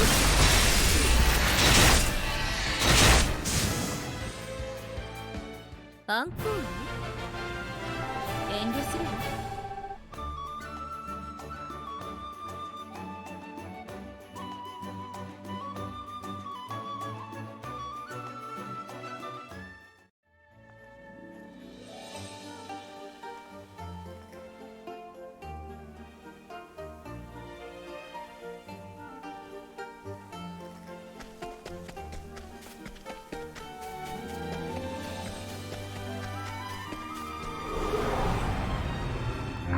やれやれ、荒事は好きではないのだな。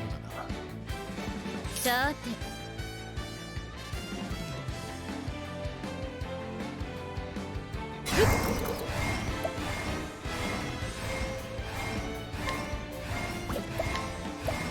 クルターグラシエス。あら、相手が悪かったよね。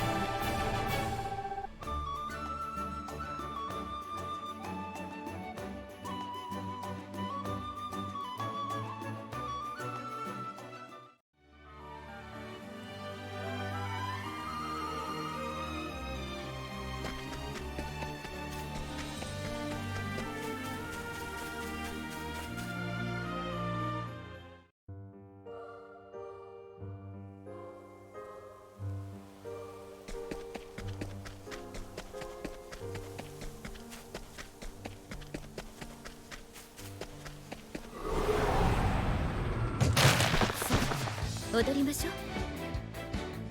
さあ、どう出る。あっ、火炎よ、焼き尽くせ。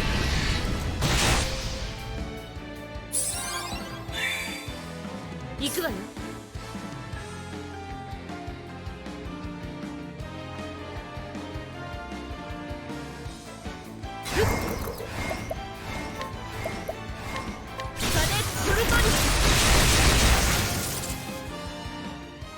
あら、相手が悪かったよね。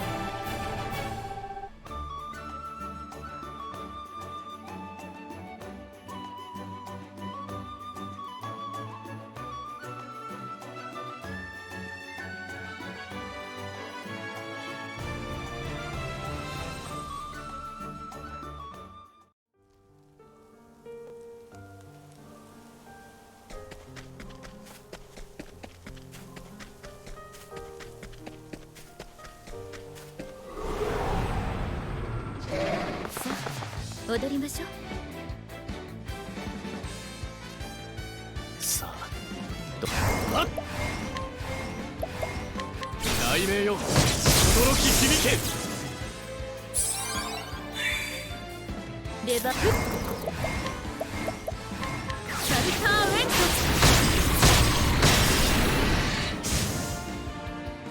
ト。ごめんね、素人さんとは踊らないの。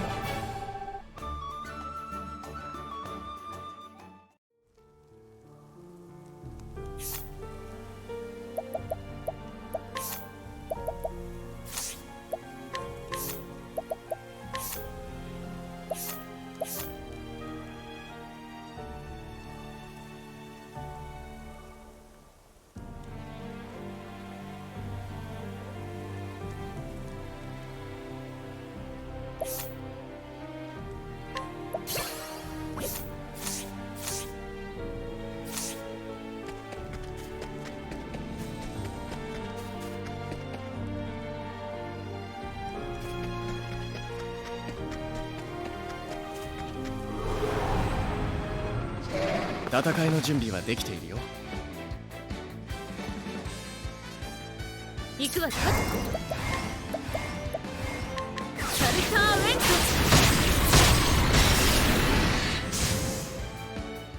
ト。アンコール。遠慮するわ。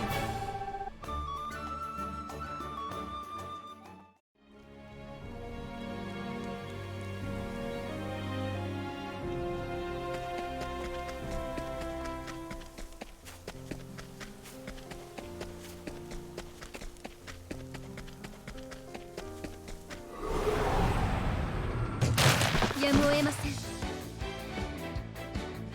行くわよ。パネソルトリ。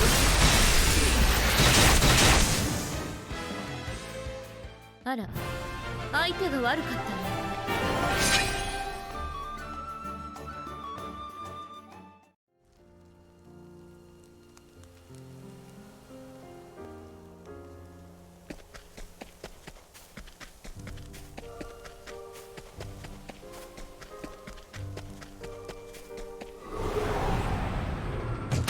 やれやれ、荒事は好きではないのだが、なかなか考えがいがあるね。はっえい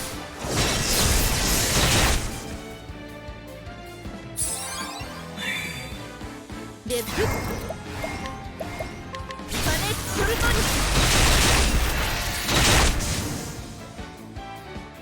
アンコール。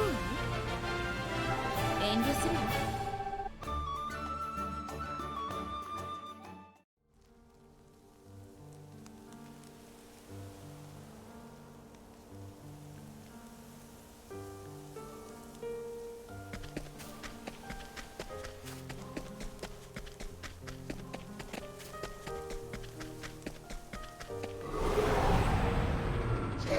やむを得ません。出番ね。シャルターウェント。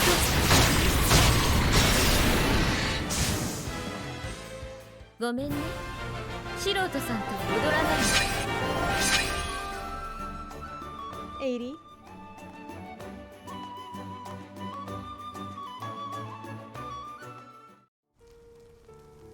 This is unfortunately probably going to be the entire stream. It's just me leveling things because lo and behold, a super boss requires a high level for all of your characters. やむを得ません。さあ、どうはっ雷鳴よ、驚き響け。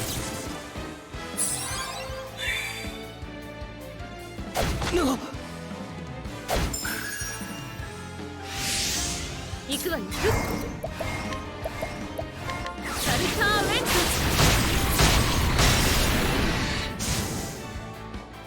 ト。アンコール。遠慮するわ。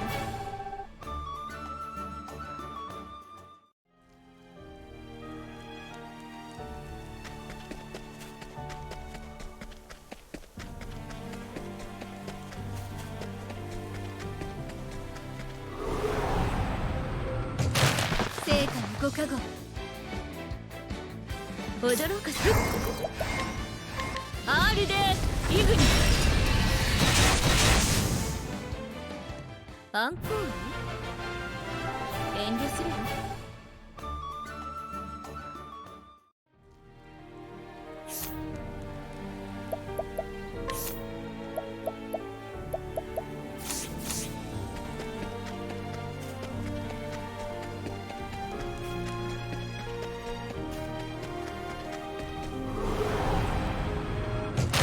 やれやれ、荒事は好きではないのだが。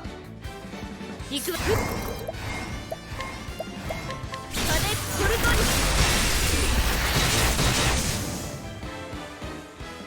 アンコール。遠慮するわ。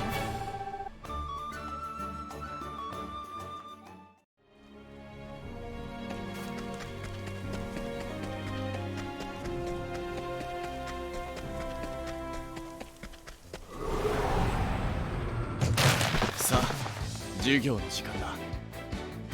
行くわ。それと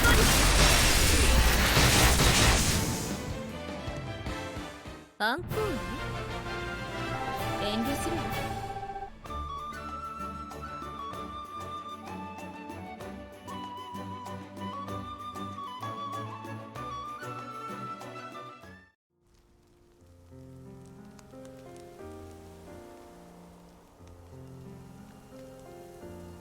Gotcha. But yeah, literally I just have the super boss left, which fills in the gaps that the chapter 4 is left. So it's actually related to story, which is the reason why I am doing it. But yeah, it requires 2 full teams to be ready. And so the way I've been playing, I probably should have level run it a bit more with certain things. But you know, it's fine. あら、相手が悪かったのね。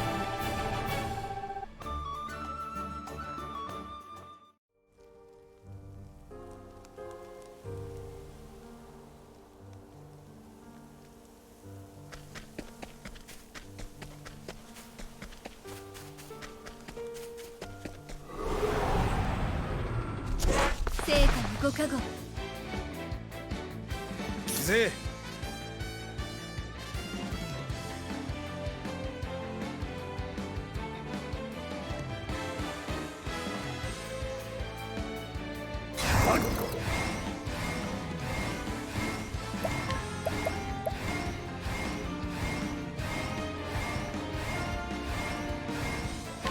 シチュー撃弾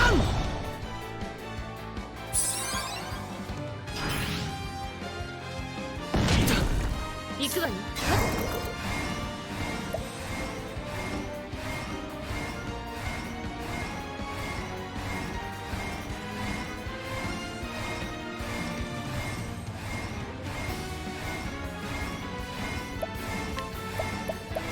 クルターグラティエス。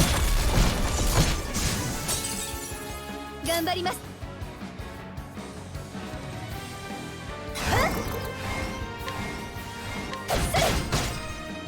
さあどう出る。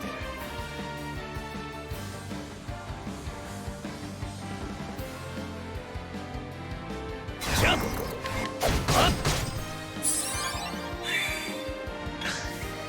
頑張ります。やばっ。さあどう出る。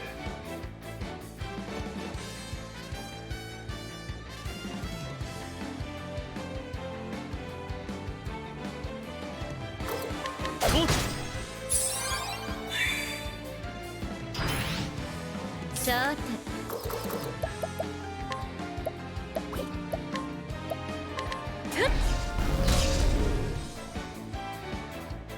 さてとおりゃなかなかあっ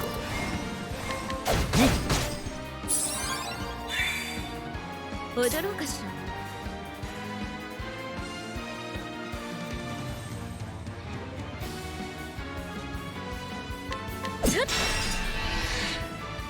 行きましょう。マルキリキ動け。成果の加護に感謝します。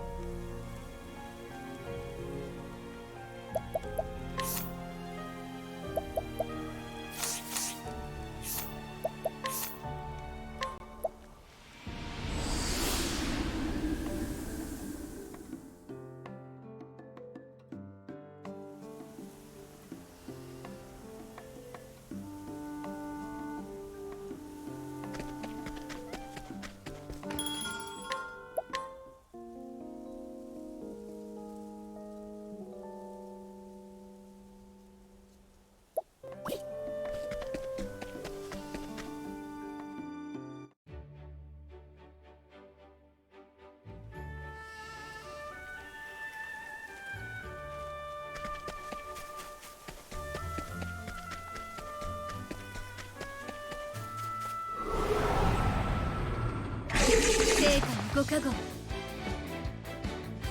さあクルターグラシエス。アンコール。遠慮するわ。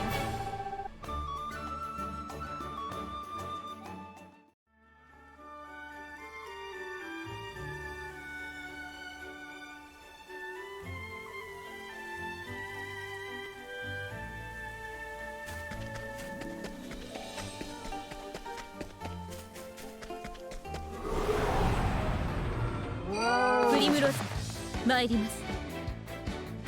出番ね。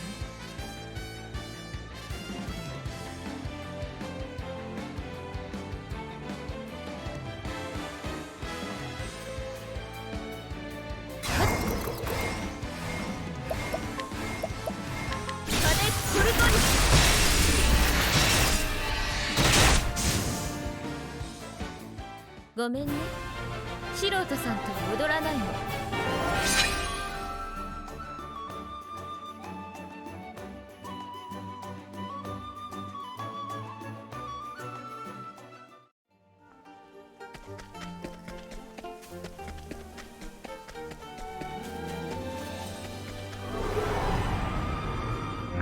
さあ踊りましょう。行くわよ。クルターグラシエス。あら、相手が悪かったの。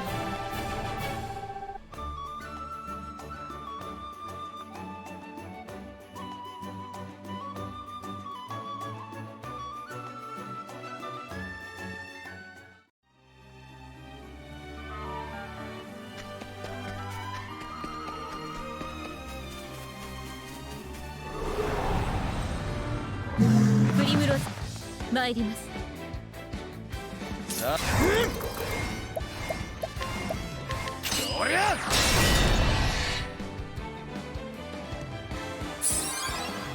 踊るかトルトニ。ごめんね、素人さんとは踊らないの。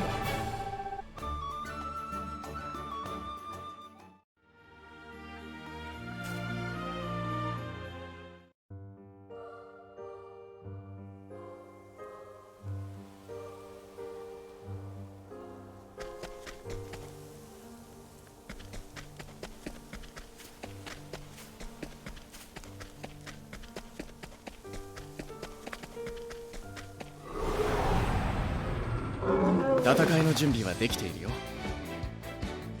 負けません。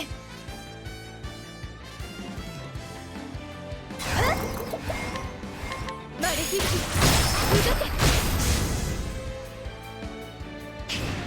動け。なんだと。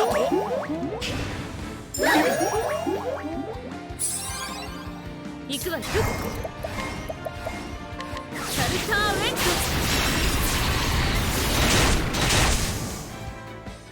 あら、相手が悪かったの。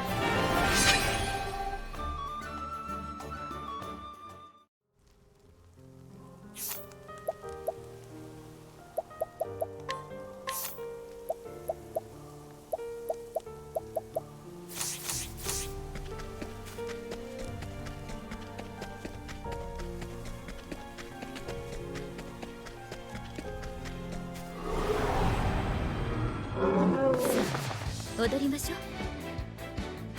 なかなか考えがいがあるね。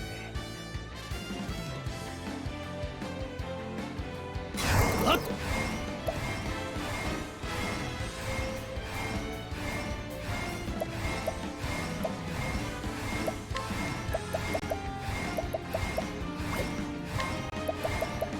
火炎よ、焼き尽くせ。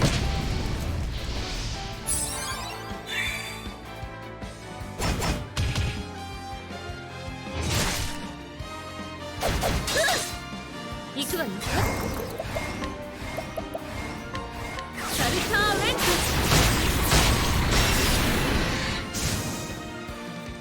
ごめんね、素人さんとは踊らないの。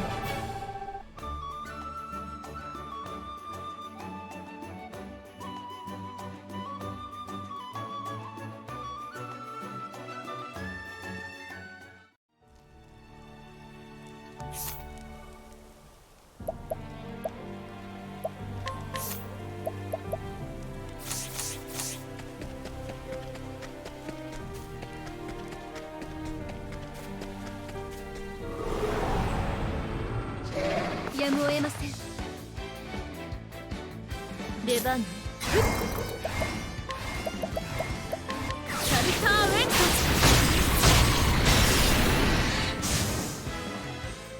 ごめんね、素人さんと踊らないの。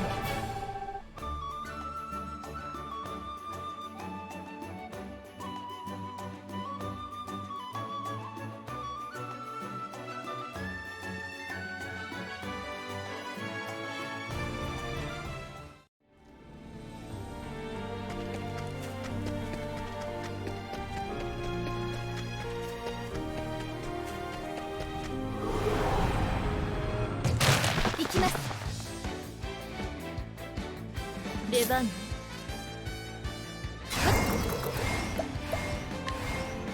アールデイグニ。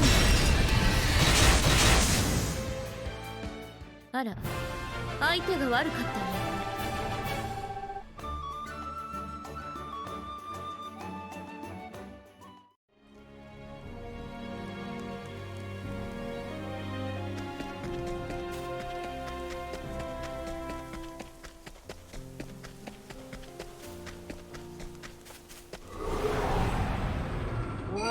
一丁かますか。出番ね。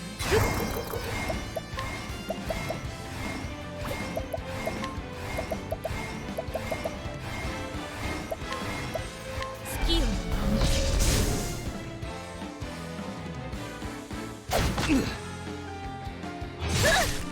負けません。マレフィック動け。ぜ大切断。出直してきな。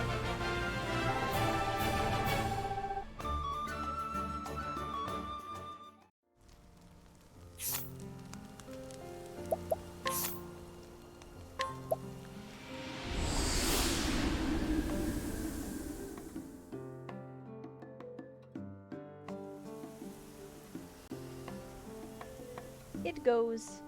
I'm almost done with all of the skills. And now I'm just getting everyone to level 80.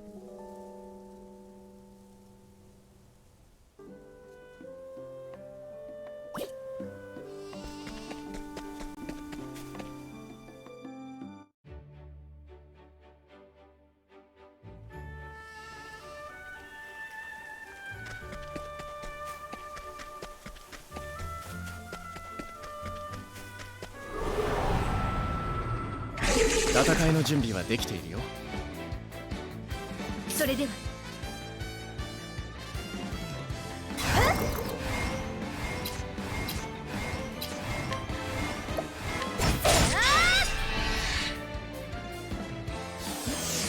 さあどう出る。キャッ狂乱よ、巻き起これ。さて、クルターグラシエス。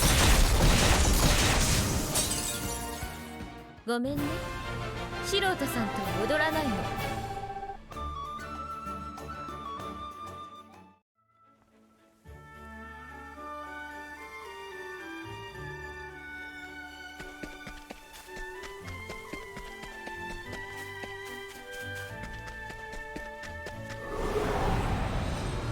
かかってらっしゃい。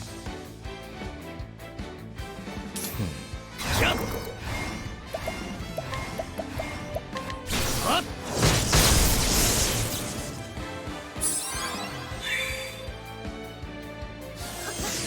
頑張ります。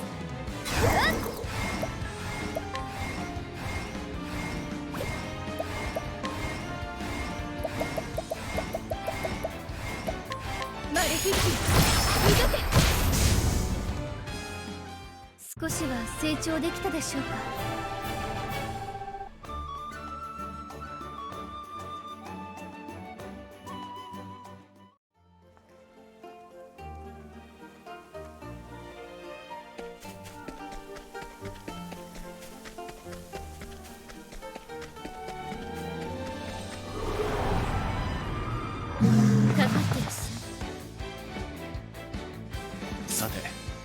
うしようか。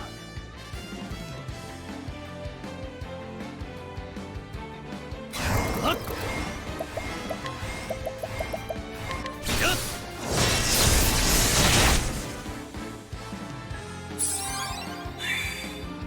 行くわよ。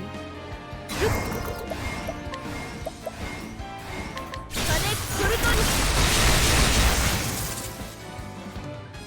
あら、相手が悪かったわ。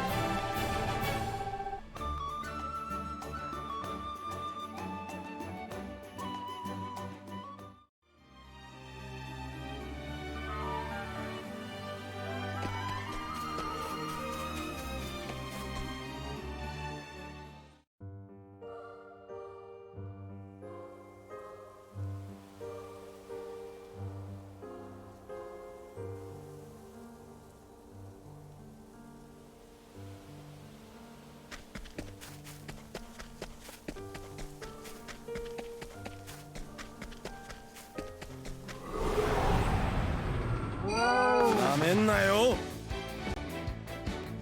踊ろうかしら。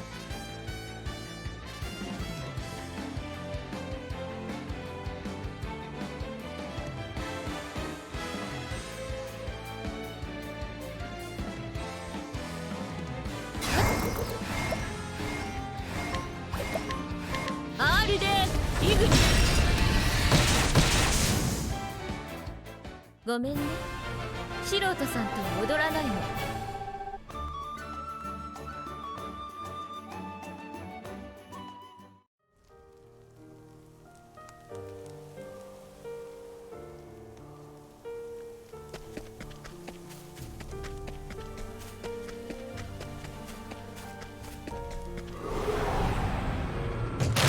成果のご加護、負けません。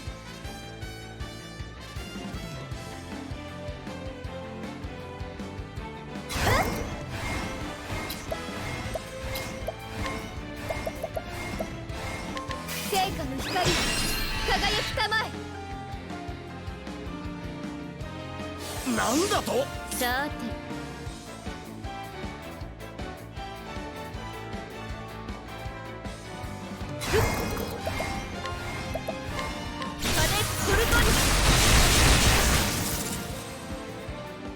アンコール？遠慮するよ。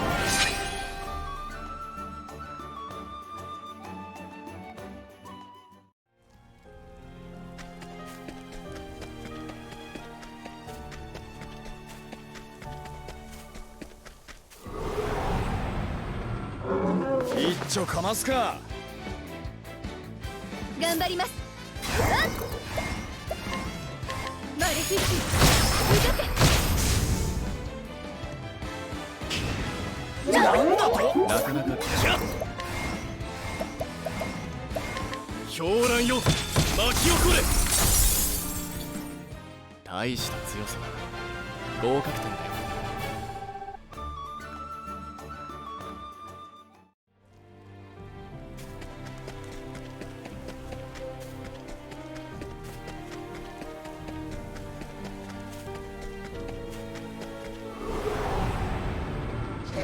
やむを得ません。行くわよ。シャルターウェント。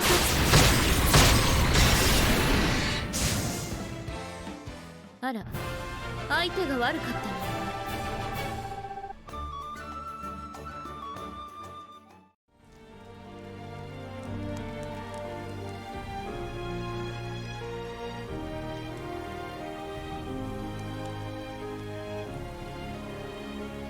Oh, okay. So the way the super boss works is it's cut into two phases where you use two different parties. The first phase is all magic. So you want magical people who have magical resistance. それでは The second half is all physical based. So you want physically hardy people, you know, physically things. So typically what you want, yeah, is you want a physical party and a and a magical party. But you also want to kind of cover the other side in case something happens or in case you need it. So the parties that I'm going to have I'll actually show you after I'm done with this because that'll be easier to visualize if I show it off in like a physical kind of way.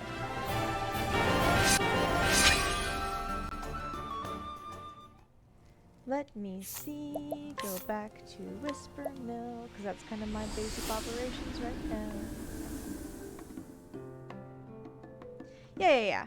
I'm just going to, but there's like very specific things I was working towards, which it might help to actually be able to see that, or to anyone else who may be playing the game and doesn't really know, you know, why I made the decisions that I made, you know, that kind of stuff. So this is kind of for you, but also for anyone else who may come later.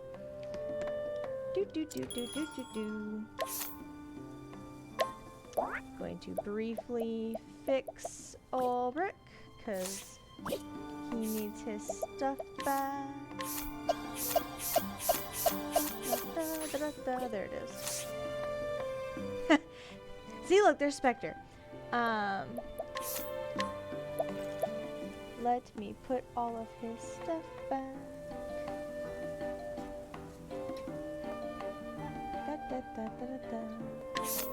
He wants that dagger, he likes the memorial axe, he prefers the battle tested bow, and there it is. Everything else should be fine. Yes. Okay. So now I show parties. Change party, put her back. And then the parties will be at the end.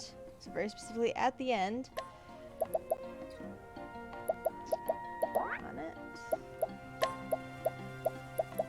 And Alphen. Okay. So, these are going to be my two parties. Primrose, as a sorcerer, is the best magic user in my playthrough, period. Ulrich is the same thing, but for physical. Therian and Tressa fill two different roles.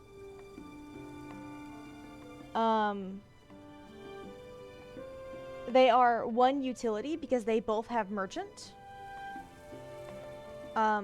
which allows for things like donating BP. So they are the more utility-based classes. Tressa is more magical-based, Therian is more physical-based. And she works with buffing, he works with debuffing. Okay. Now, Cyrus and Alphen is both healers. They both have cleric, like Cyrus is cleric, Alphen has apothecary. Same thing with Hana and Ophelia. So these four work the same. Also, there is a hunter on both parties for the really, really useful skill Leghold Trap, which is important. Very important. Hana has it because she is naturally a hunter, and then Alphen is taking the hunter job. Okay? So that's the party structure. Then you go into their skills. That's the wrong skills. These skills. Saving Grace needs to be on literally almost everyone. The only person who does not use it, I know. The only person who does not use it is Ulrich. And the reason why is because it's super useful. If you can heal people to really high, they're going to live longer. Easy. Ulrich doesn't use it because, one, his HP is really, really high by itself, and two, because there are other things that are more important for him. Surpassing Power is excellent for your damage dealers. I personally have it on Primrose, Tressa, and Ulrich, because they're the big damage dealers. BP Eater is the same thing. I only use it for Primrose and Ulrich, because basically boosted stuff does more damage. And you're always boosting with these two characters. All of the magic party has elemental edge because it's extra elemental attack and defense, and it cannot be taken away. That's the important part. It cannot be taken away. It's part of your equipment.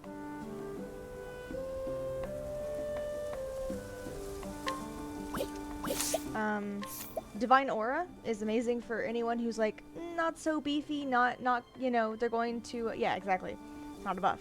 Divine Aura is excellent for survivability.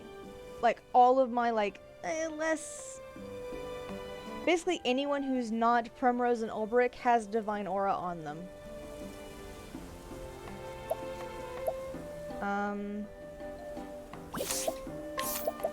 Patience is good. For those who are maybe not as powerful, giving them the chance to attack again is amazing. And SP Saver are useful for the ones who have really like expensive shit.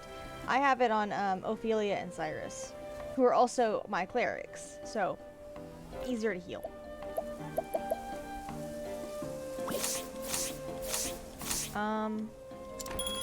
Let's go change party real fast. Exactly.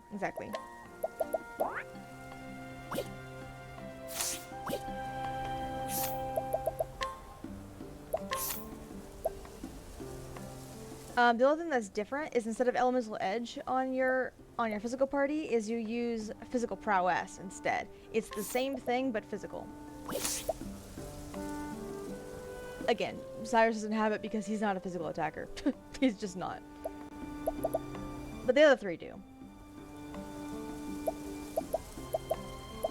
And instead of saving grace, fortitude is what's more important. I know, right?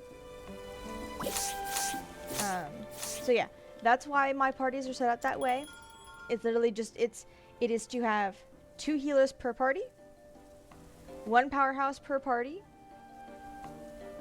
Each party is separated into what they're good at, so physical or magical based, and both have leg hold trap. As long as you figure out those things, this party can be changed.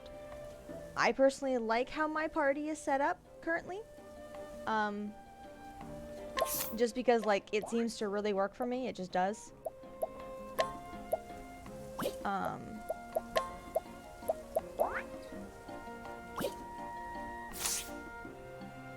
But as long as you have that kind of idea.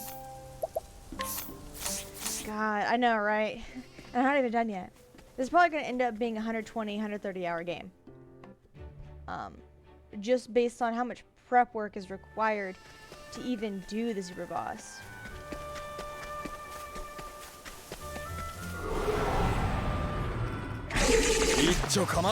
And I've done other things, like I've done all of the side quests.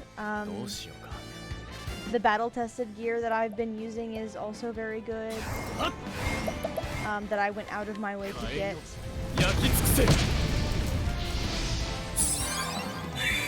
But none of these things are required. Like theoretically, you could do the Zero Boss as low as 75, but because I am streaming, I want to be just a little overpowered, just to make it a little easier, because no one wants to watch me die a gazillion times to the Zero Boss. And unless that's what you get, you know, get off on, at which point, go away, you know. But like, in terms of like getting the story and enjoying the story, no one wants me to die a gazillion times. Like, no. Right? I mean, there are some communities that, you know, work off of that, but that's not the kind of, group of people that I want to cultivate in my community. I like those that prefer to be chill and, you know, just enjoy the story.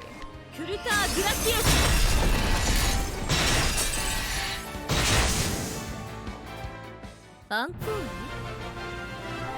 mean, it may not be like a I mean, I phrased it in a funny way because haha funnies.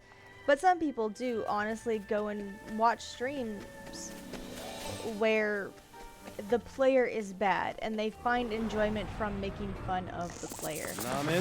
Yeah, and more power to them. That's just not the community that I want. Like, I'm not about to say like, oh, that's bad. No, I don't care. There's not my community, you know.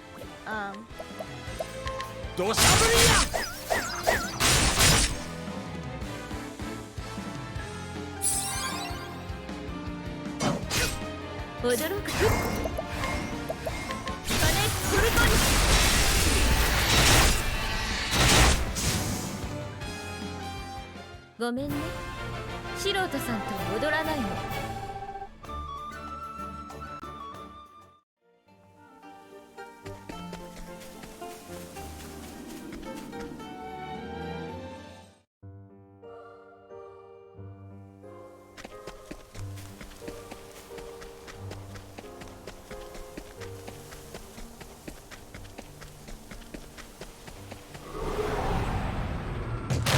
いいぜ、来な。かかってきな。Yeah.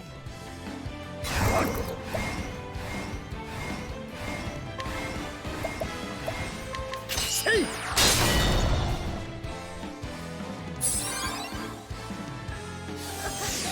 出番ね。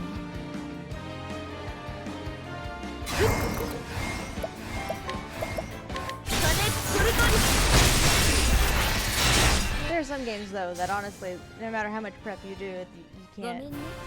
can't 素人 win. さんと踊らないの。 Like in the so in my free time, because I've already streamed the Kingdom Hearts series here on Twitch, but recently I have decided to try and 100% them, because it is my favorite game series, and I feel like I should put extra effort into my favorite game series. I don't know, I'm weird. But anywho. So, I've got the end of the game. I'm already done. I've literally done everything else for Terra, who is, you know, the character that I'm working on currently. And I'm on the mysterious figure. You know, the hardest secret boss in the entire damn series. アンコール？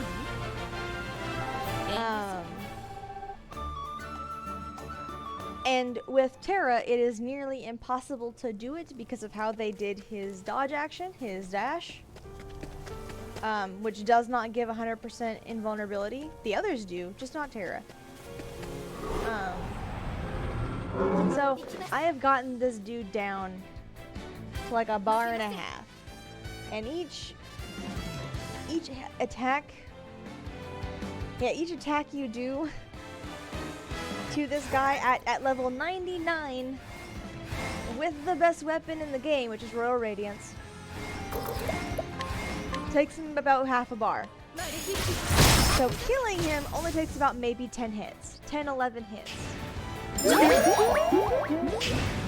And this asshole goes invisible, and you can't lock on to him, and he's really OP, and he just murders me. He just murders me. It's so hard. And again, I can't go any higher. I'm level 99. I can't boost his stats. They're already boosted. I can't get a better weapon. I can't, you know. I'm just sitting here going, please. Please. And like it's luck. It's pure luck. Because even the types of mechanics this dude does is randomized. You can understand how the attacks will work. But if he hits you, 素人さんと you are down to 1 HP. If you didn't have a certain passive skill, he would kill you in a single hit. It's actually two different passive skills, but they both do the same thing. Just one is for big hits and one is for combos. But same thing. If he hits you at all, you're down to 1 HP and you have to heal. さあ、どう出る？ Yeah. And again, he goes invisible and does mechanics while invisible, some of which you can't even dodge.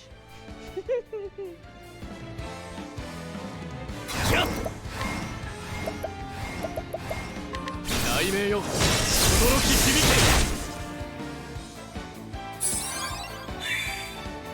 け出番ね I have tried killing this guy about 30 times. And the closest I've gotten is that 1.5 bar. アンコール Man, 遠慮するわ I'm just glad I'm doing Terra first, because he is the hardest one to play in that game. He is the most difficult. And it really shows.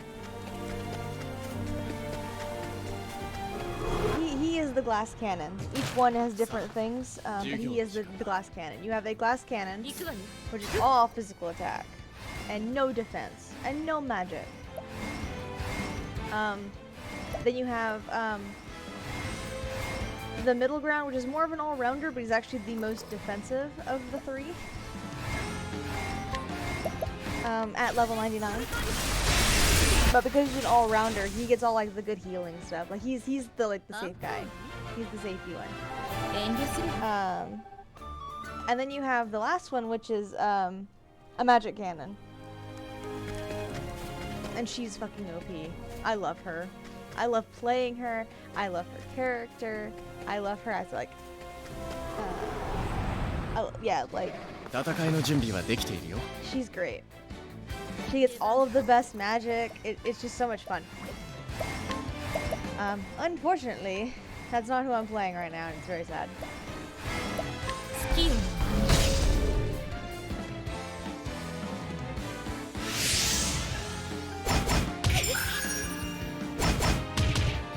行きましょう I mean, this is my opinion. You're free to debate it as much as you would like to. よっしゃ I have found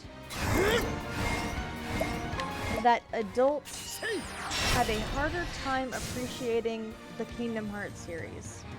ざっとこんなもんよ Partially because you have to remember that a lot of like the big hits, like Kingdom Hearts 1 and Kingdom Hearts 2, which in order to get the full story, one, you have to do them all. So, like they used to call them spin-offs. Just because it doesn't have Kingdom Hearts 1, 2, or 3 in the title. But every single game of the Kingdom Hearts series is canon. And actually adds to the main plot line. So if you don't do them, you don't understand what's going on. But also, the intended audience, the rating of the game is everyone 10 and up. Which means the intended audience is 10-year-olds. You also have to remember that Kingdom Hearts 1 and 2 are PS2 games. Which means this is still the early 2000s in terms of localization. 授業の時間だ 頑張ります So people like to sit there and be like, haha, the game is so bad, the dialogue's so shitty, the writing is so bad. People like to say these things, and I'm sitting there going, you're literally looking at a Japanese game for 10-year-olds that's been localized to the US 授業 in the 2000s. You've got to be kidding me. They're already dealing with complex topics that have to be, kind of condensed down to a place that a 10-year-old can understand.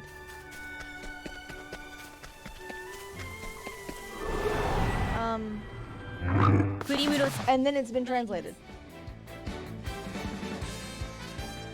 There's other things that people say about the games. Well, see, the thing is that the main plot doesn't really matter. Actually, funny enough, the Disney worlds don't really bring much to the main plot. Things will happen in the Disney worlds that are related to the main plot, but the actual Disney worlds themselves aren't really about, And it's very typical light versus darkness. Like, it's not anything new. It's not anything unique. アンコール遠慮するわ And it's not exactly, the most revolutionary thing. It's all about power of friendship and, blah, blah, blah. But adults I have found if they started as an adult and they didn't grow up with it, they get caught up in basically an adult mindset and they just go, the game is bad. And they don't actually look at the what themes are being brought in, like what themes are being used and how it's executed, because the themes are very good. But how they're choosing to be kind of mature about it, even though it's, you know, a kid's game, is very good. The main character is someone you instinctually love just because of how they wrote him. And with every new piece of information you get, you recontextualize things you already know about the series. So even it has replayability. Like, I've played through the series about 5 times total. Each time with new information and certain scenes. That's fine. That's good. But I'm just saying, overwhelming. Yeah, and that's fine. They can be overwhelming, especially if you like ask somebody, "Hey, what's the Kingdom Hearts series about?" and they try and give you like all of the information at once, instead of condensing it down to something that anyone can understand. But yeah, I feel like generally speaking, this is an issue for Kingdom Hearts specifically, especially since Kingdom Hearts 3 became popular, became super popular. Like, everyone was hyped for it, even though like it got more hype from people who've never played Kingdom Hearts than the fans. It was very strange. So because Kingdom Hearts 3 got all the hype, people went back to the old games as adults, and it just became a fucking slam fest. Like, people were just like hating on it left and right, and I'm just like, then you have clearly missed the point of the series.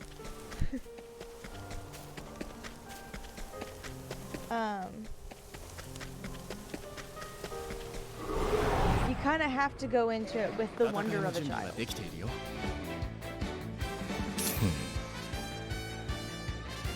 Funny enough, I didn't start with Kingdom Hearts 1. I did not.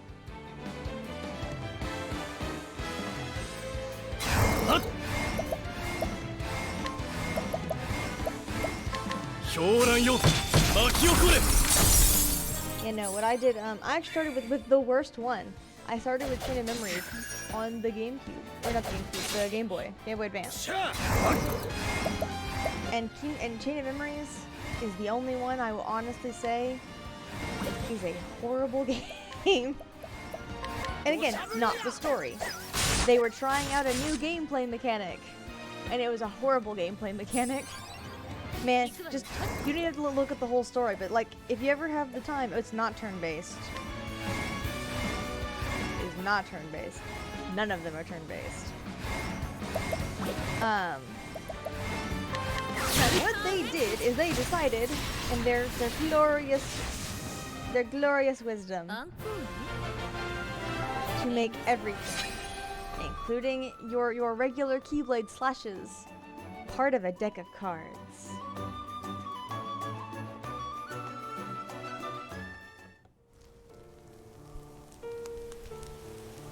Okay. Right? Okay, but here's the thing.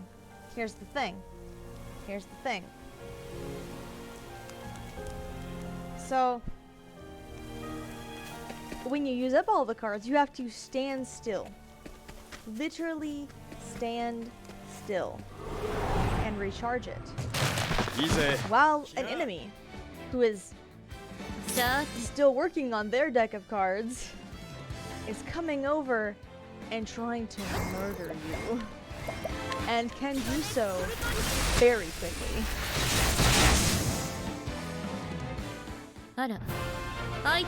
And every time you go through this lovely deck of cards, the amount of time you have to stand there and do nothing but recharge goes up.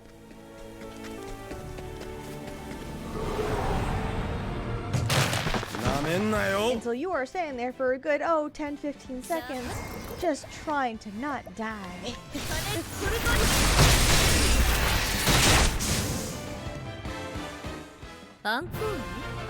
Now, once you do understand the system, it's actually super easy. Like, actually, once you understand, and funny enough, exactly.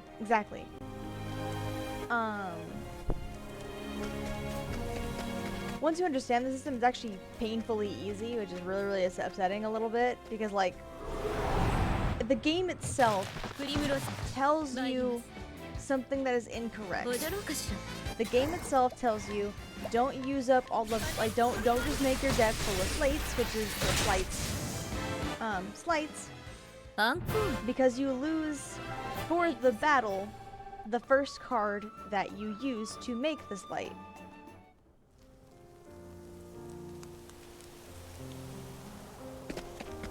And again, you get it back at the end of the battle. It's not like it's permanently gone. But you get it back. But they tell you, hey, don't do this too much because then you won't have any cards left. That is actively how you not play the game. You build your deck around the slights and then just go to town on them and just kill people before you run out of cards. That's how you actually play the game. Yeah. Now, I understand what they're trying to go for. They were trying to say, like, don't use your slights needlessly. Like, don't just hit them and then be shocked when you don't hit anything. Like, be smart about using them. But I guess the way the localization happened, because this is, like, way old. Again, this is when GBA was popular. Yeah. It could have just been a localization thing. I don't even know. But, man. Yeah. Oof. Just oof. It took me a couple tries to, like, figure that out, because I was like, okay, how come I keep just dying? I keep just getting stuck. What the heck am I doing wrong? Looked it up real quick, and they're like, okay, so here's how you play the game, and I just went, that is exactly the opposite of what the game told me to do. And then I proceeded to refigure all of my decks, and then just blew through the game. Without even a thought, you just blow right on through it, and you're just like, what? What? What?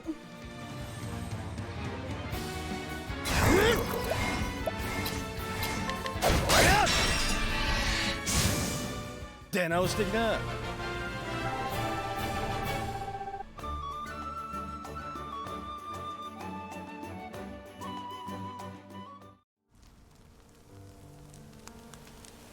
Oh yeah, some are great. The reason I say this one was actively bad is because, one, it doesn't suit the hack and slash that Kingdom Hearts usually is. It's not seamless. It's very clunky. And also, the implementation of the card system itself was very poor. I've actually discussed this a couple of times, where if they had left the card slashes, or the actual, like, keyblade slashes, like the regular attacks, completely alone, and then, like, all of your summons, all of your magic, all of your special abilities were this card system, fine, cool, whatever. But the fact that even your regular, like, 1-2-3 combo is part of this card system just didn't work. It just doesn't work. And again, the story's great. It's the same quality as the rest of the series. But man, you gotta work for it. They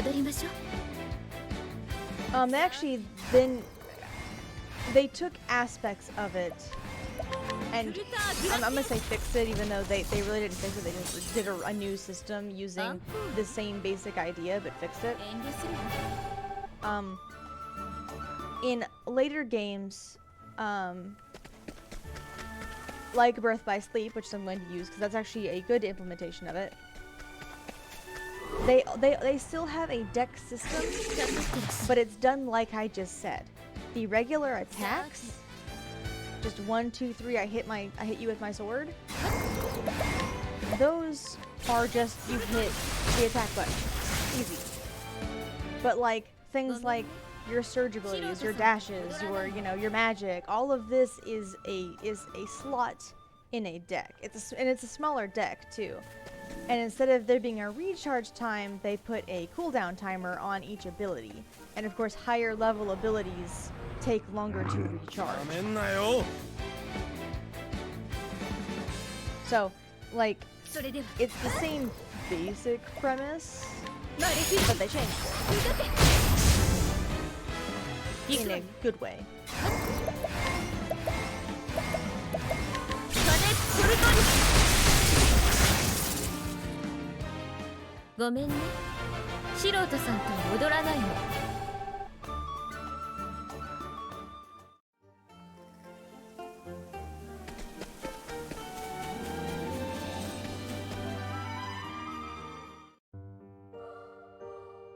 Gotcha. Yeah, I don't really play a lot of card-based games. Like, I play Magic, but that's a physical card game. It's like an actual card game. I really don't do when it starts going into, like, digital stuff because I don't know. It's not as satisfying. 踊りましょ Maybe I just like the feel of cardboard in my hand. Who knows? う踊ろうかしらサルターウェン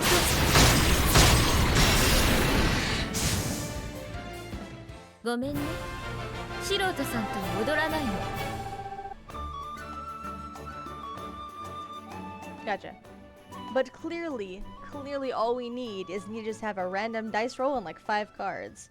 And then I could be like, Grandia 3, let's go. Gambling.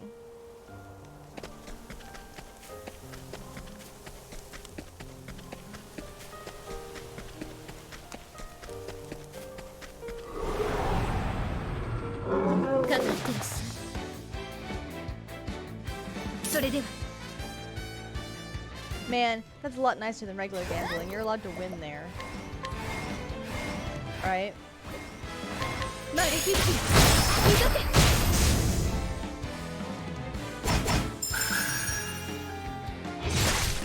け 出番ね Cyrus, you lucky bastard, that was a 25% chance on both hits, and you got 0 damage from that.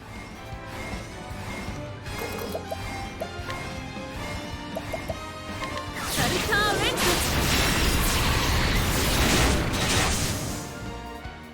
あら相手が悪かったね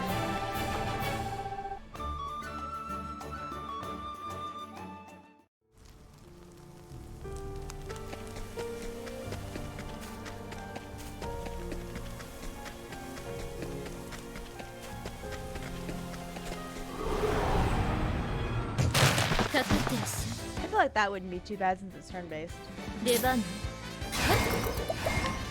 R でイグニごめんね素人さんと踊らないの I'm so glad I finally got the bot to work properly. I have been struggling with her for like a month, trying to get her to do what I want her to do.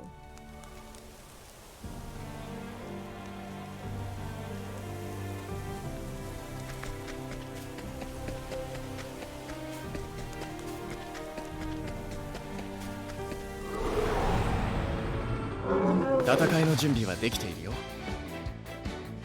行くわよ Right? I like got her just half work, and then I got her to work, but her name was gone, and then サルタ then ー I got her back to only half working. It was messy. あら相手が悪かったね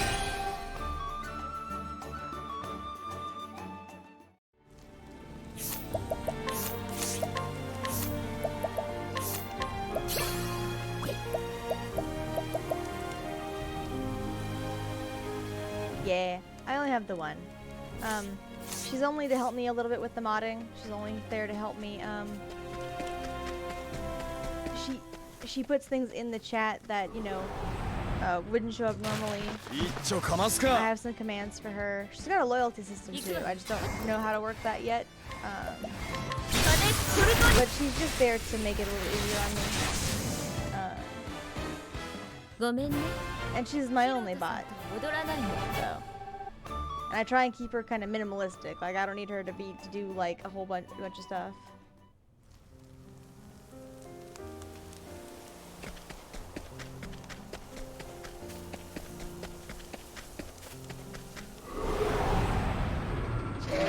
一丁かますか。負けません。マレフィック二度手行くわよ。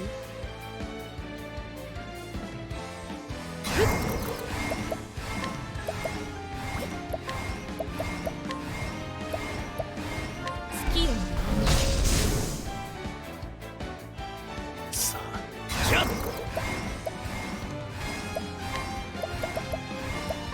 狂乱よ巻き起これ。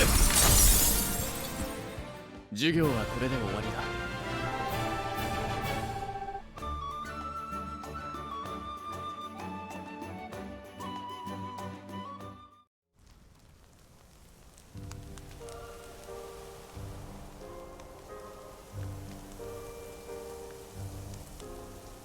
Actually, I can tell you how that worked. So, first of all, the main character is not a Final Fantasy character. He is an original character to the Kingdom Hearts series. Our main character is only for, yep, Kingdom Hearts. So first of all, he has no Final Fantasy implications to him. He is just Sora.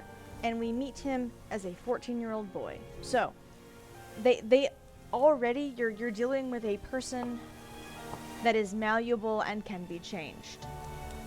You're already dealing with someone who can grow up, because he's already not a grown-up. So, already, he is completely separated from both the Disney and Final Fantasy, which makes him perfect for a mediary in the middle. Now, his main interactions are not with Final Fantasy. There are side characters that show up in worlds that are original to Kingdom Hearts, and they show up there.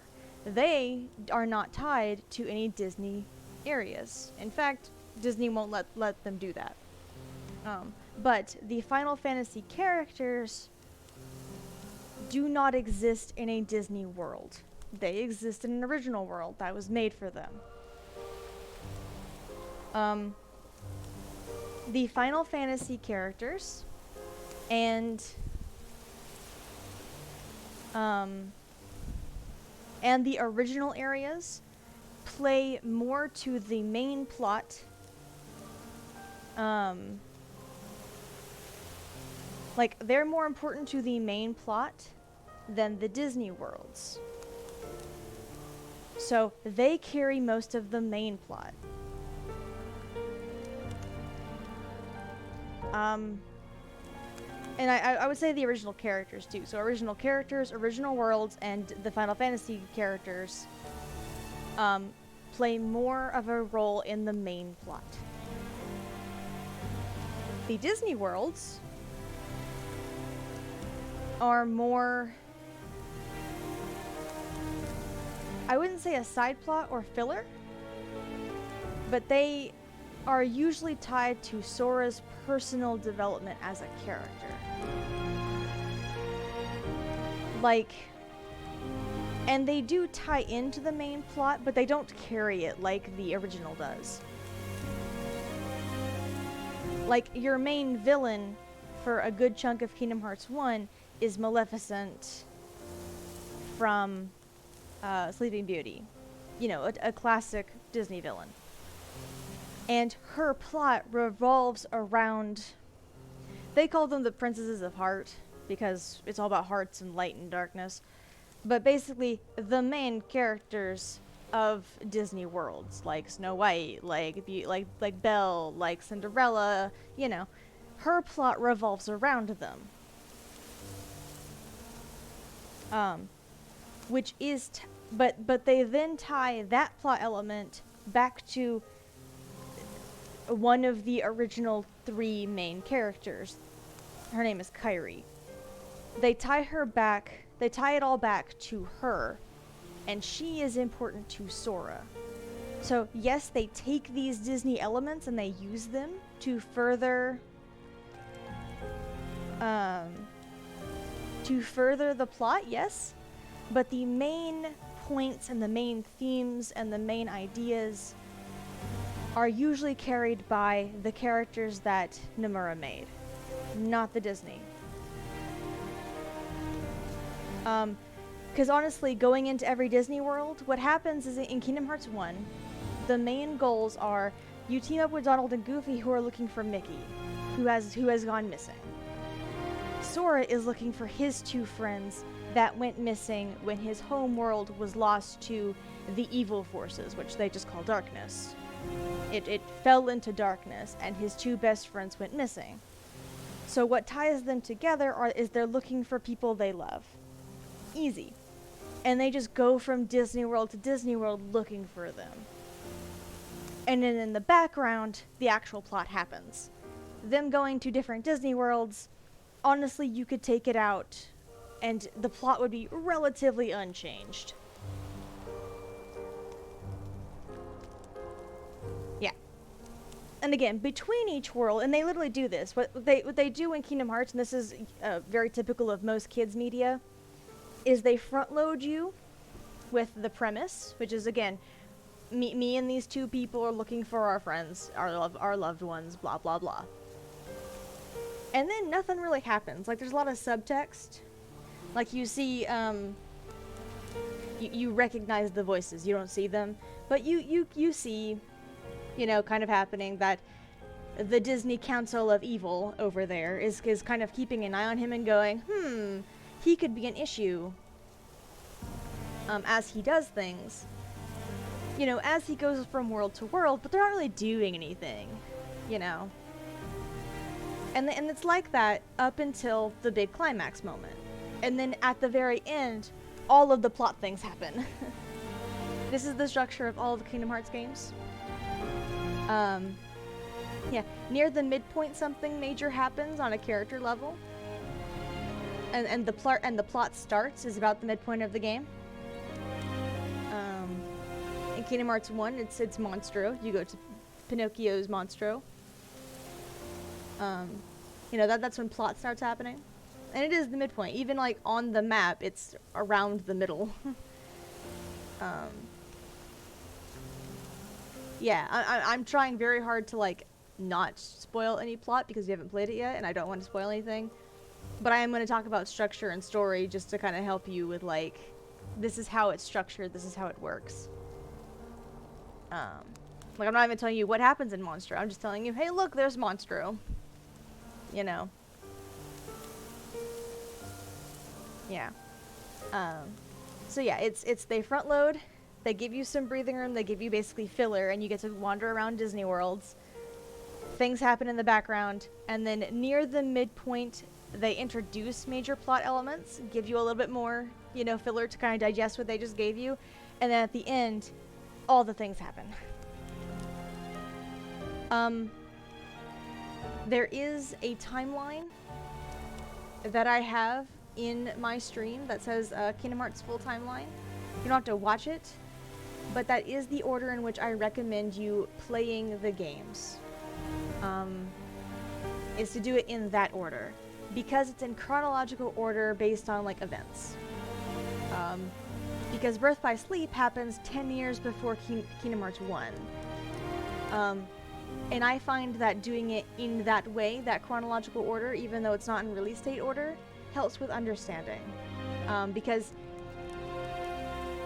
it's easier to connect the threads than be like, well, Kingdom Hearts happens, and then you go through Chain of Memories, and then all of a sudden, year-long gap, Kingdom Hearts 2. What? What? Another game fills that 1 year gap. Events that happen in Kingdom Hearts 2 are explained better if you have played Birth by Sleep beforehand. There's, like, a character introduced. Yeah. I mean, sure, but it doesn't help with understanding. You're like, oh, it's so convoluted, and I'm trying to remove that as much as possible, because it's really not. It's a classic battle between a good villain, or a good hero going against a bad villain, and it's a typical light versus darkness setup for kids. yes, there's extra elements played into that to, you know, increase the drama. Yeah. But like, honestly,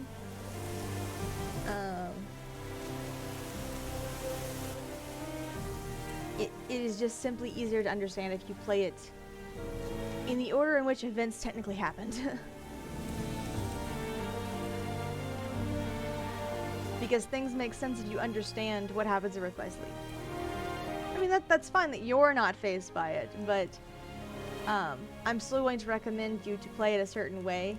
And not even like how to play each individual games. You'll figure that out on your own. But at least the order to not be all like, come back to you like, I don't understand this plot point. I'll be like, well, if you had played it this way, this plot event was explained in this game at this time. You know, because they're not subtle. It's for kids. It's not subtle. They straight up tell you on screen in ways sometimes. You know, why things happened and how they happened.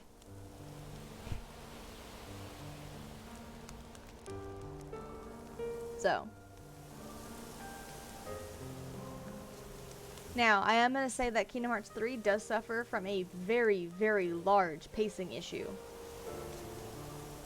I will also say that Kingdom Hearts 3 doesn't feel like a lot's been fixed or changed or, like, improved upon.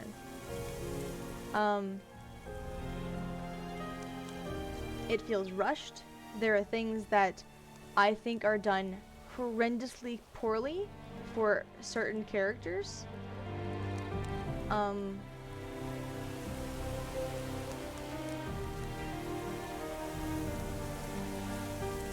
But I do appreciate what they've done to Sora's story as a complete total thing, because Kingdom Hearts 3 recontextualizes the entirety of Sora's journey, and I cannot, and it's done very well. I can't say it's a bad game purely for that reason. But I will say there is a pacing problem in Kingdom Hearts 3.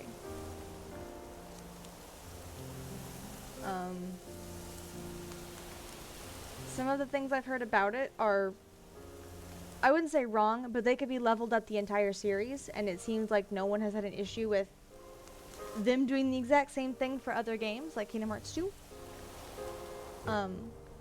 Like, I've heard some people be like, we don't get any plot until the end of the game. That's so stupid. And I'm going, looks at Kingdom Hearts 1, looks at Kingdom Hearts Chain of Memories, looks at Kingdom Hearts 2, looks at Kingdom Hearts Birth by Sleep. Like, I sit there and just go, have you played the games? So that's not a legitimate criticism, because they all do that. If you're going to criticize one, you must criticize the entire series for doing the exact same thing. I've heard that Sora doesn't feel any stronger. And I do agree to that to an extent. But as someone who has played everything with Sora in it, right?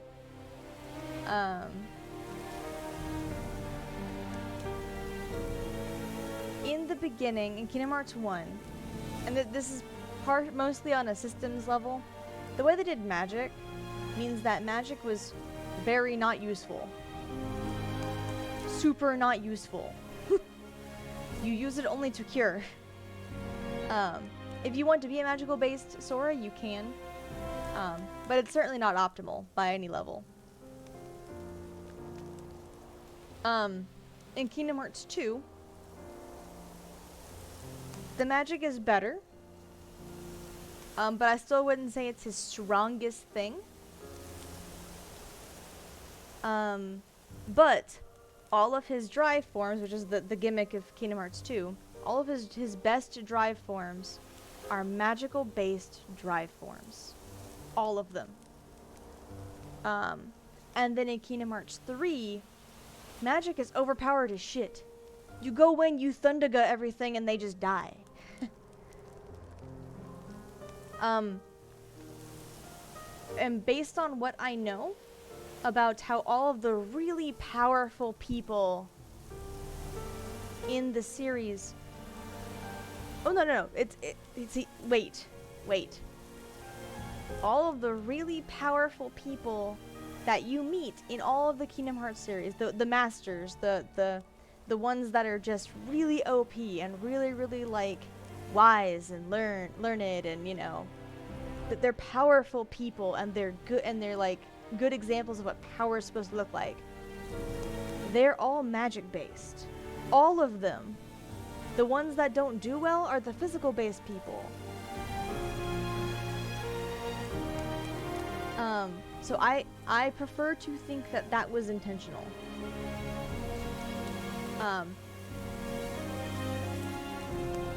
Because it is a clear distinction between him being completely physical based and knowing nothing about magic to being a magically built powerhouse.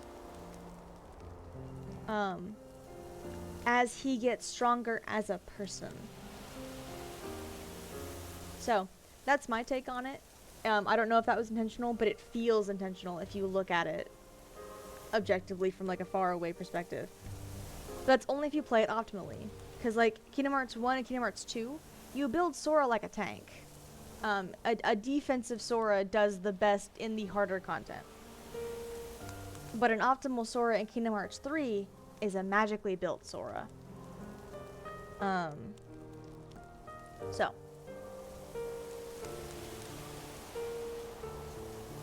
Is very interesting.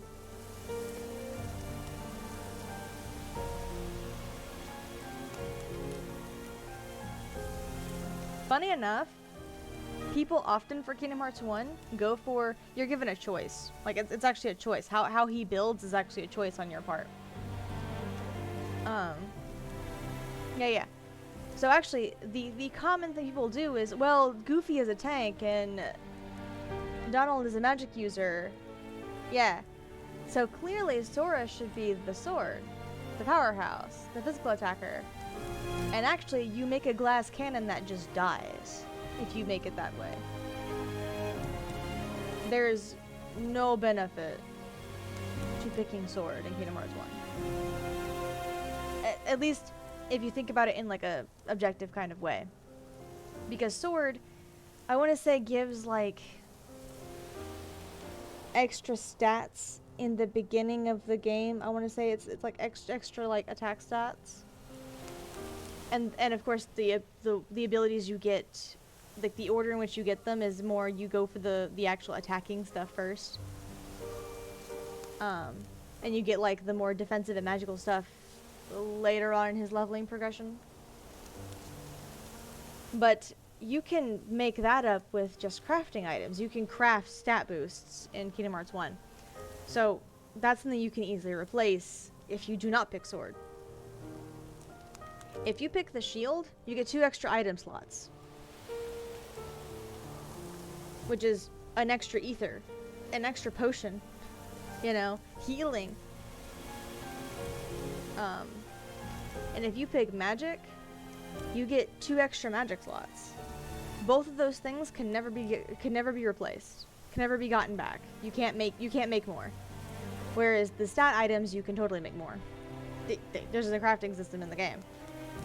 It's not very good, but it exists. Like, oh my god. They fixed it by the end. They figure out how to do crafting by the end.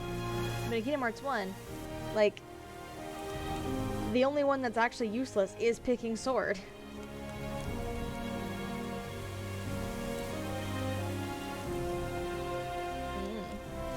I always go for shield. Because those extra item slots have saved my ass more than magic ever could. Just by having 1 more mega potion. Or 1 more mega ether. You know?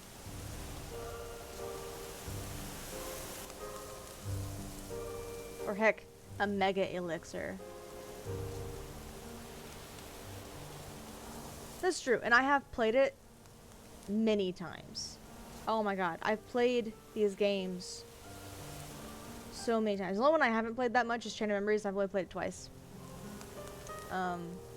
Because I don't like the system.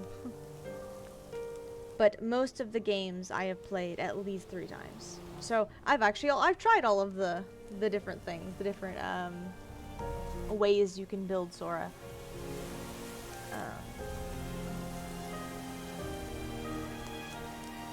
Right. Everyone's got that one game they just played a gazillion times. They just know it. Funny enough, how I played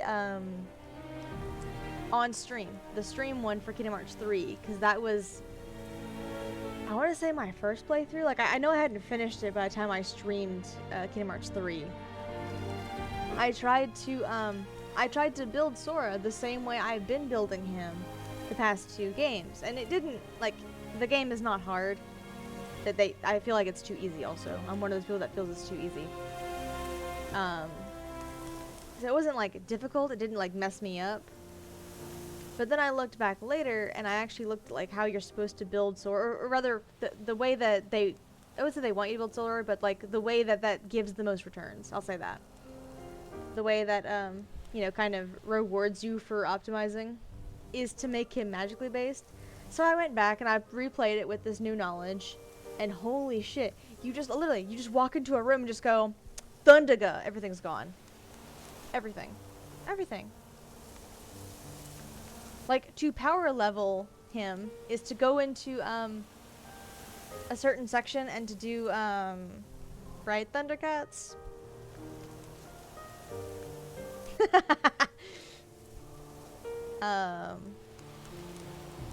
Like the way, like, you walk into the thing and you like, it's like an optional like side thing that you can just like go for. Like you can try and like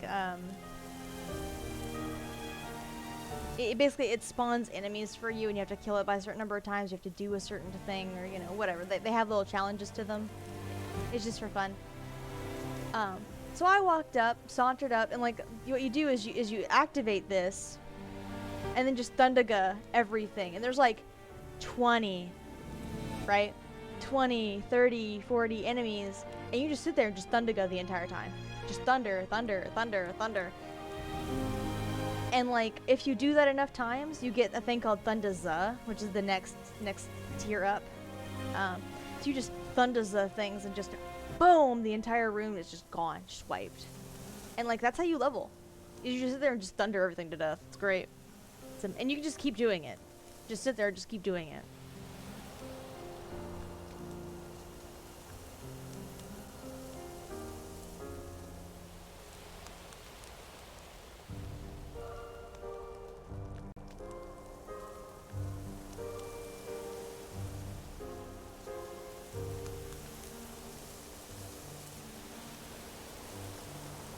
Oh man, it is. I'm almost tempted to go back and like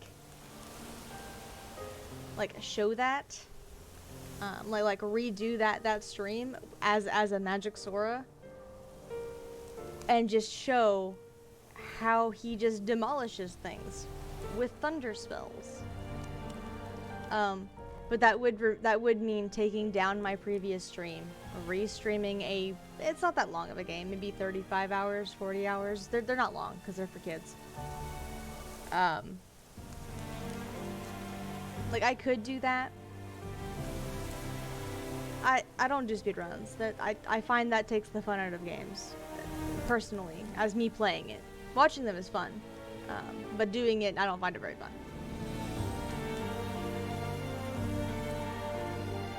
I'm too much of a treasure fanatic. I would stop and find treasure too much.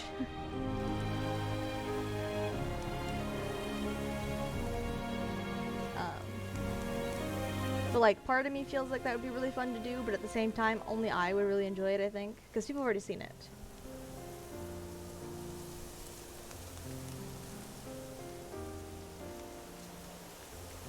So, I probably won't do that as much as I would love to. I might do it as like a, I don't know, go into like the Discord and just have it playing. You won't hear any like dialogue or nothing, but I might do that at some point. Just as I am in a, I am doing this and I can be in a call. you know, kind of that kind of thing. It won't be like an official thing, just a I decide to do that when I feel like it kind of thing.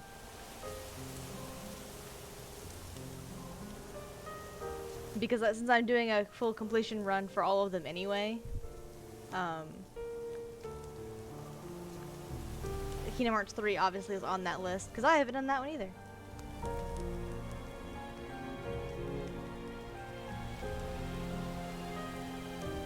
But anyway, this is the end of the stream. It kind of turned into a just chatting stream at the end, but oh well.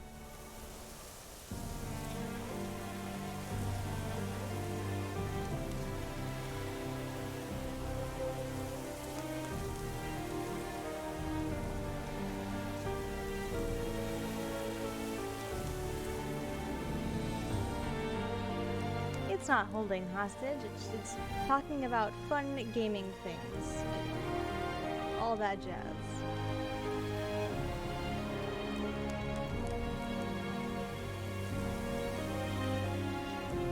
Thank you for sticking around. But yes, this is the end, because lo and behold, I have been chatting about Kingdom Hearts for 30 minutes like a complete fangirl.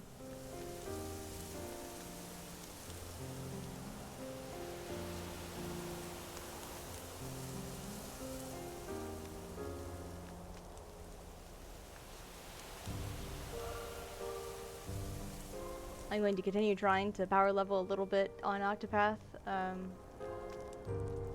in between streams, because it took 3 hours and I only leveled up like, well, I mean, I got Alphen's skills done, so not a bad waste, not like a waste of time, but man, leveling is a grind.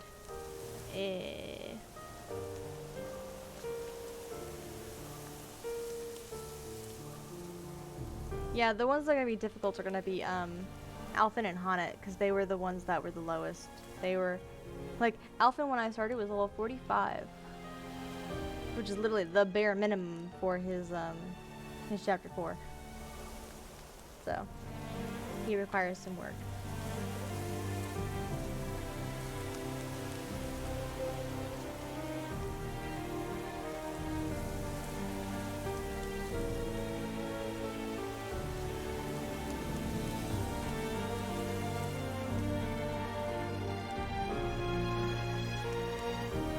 I want to preface this by saying that Alphen is a great character.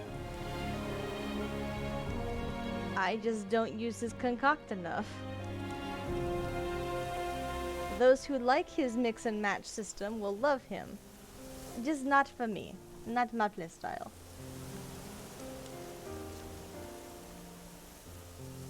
You too, Andrew. Wow! Wow!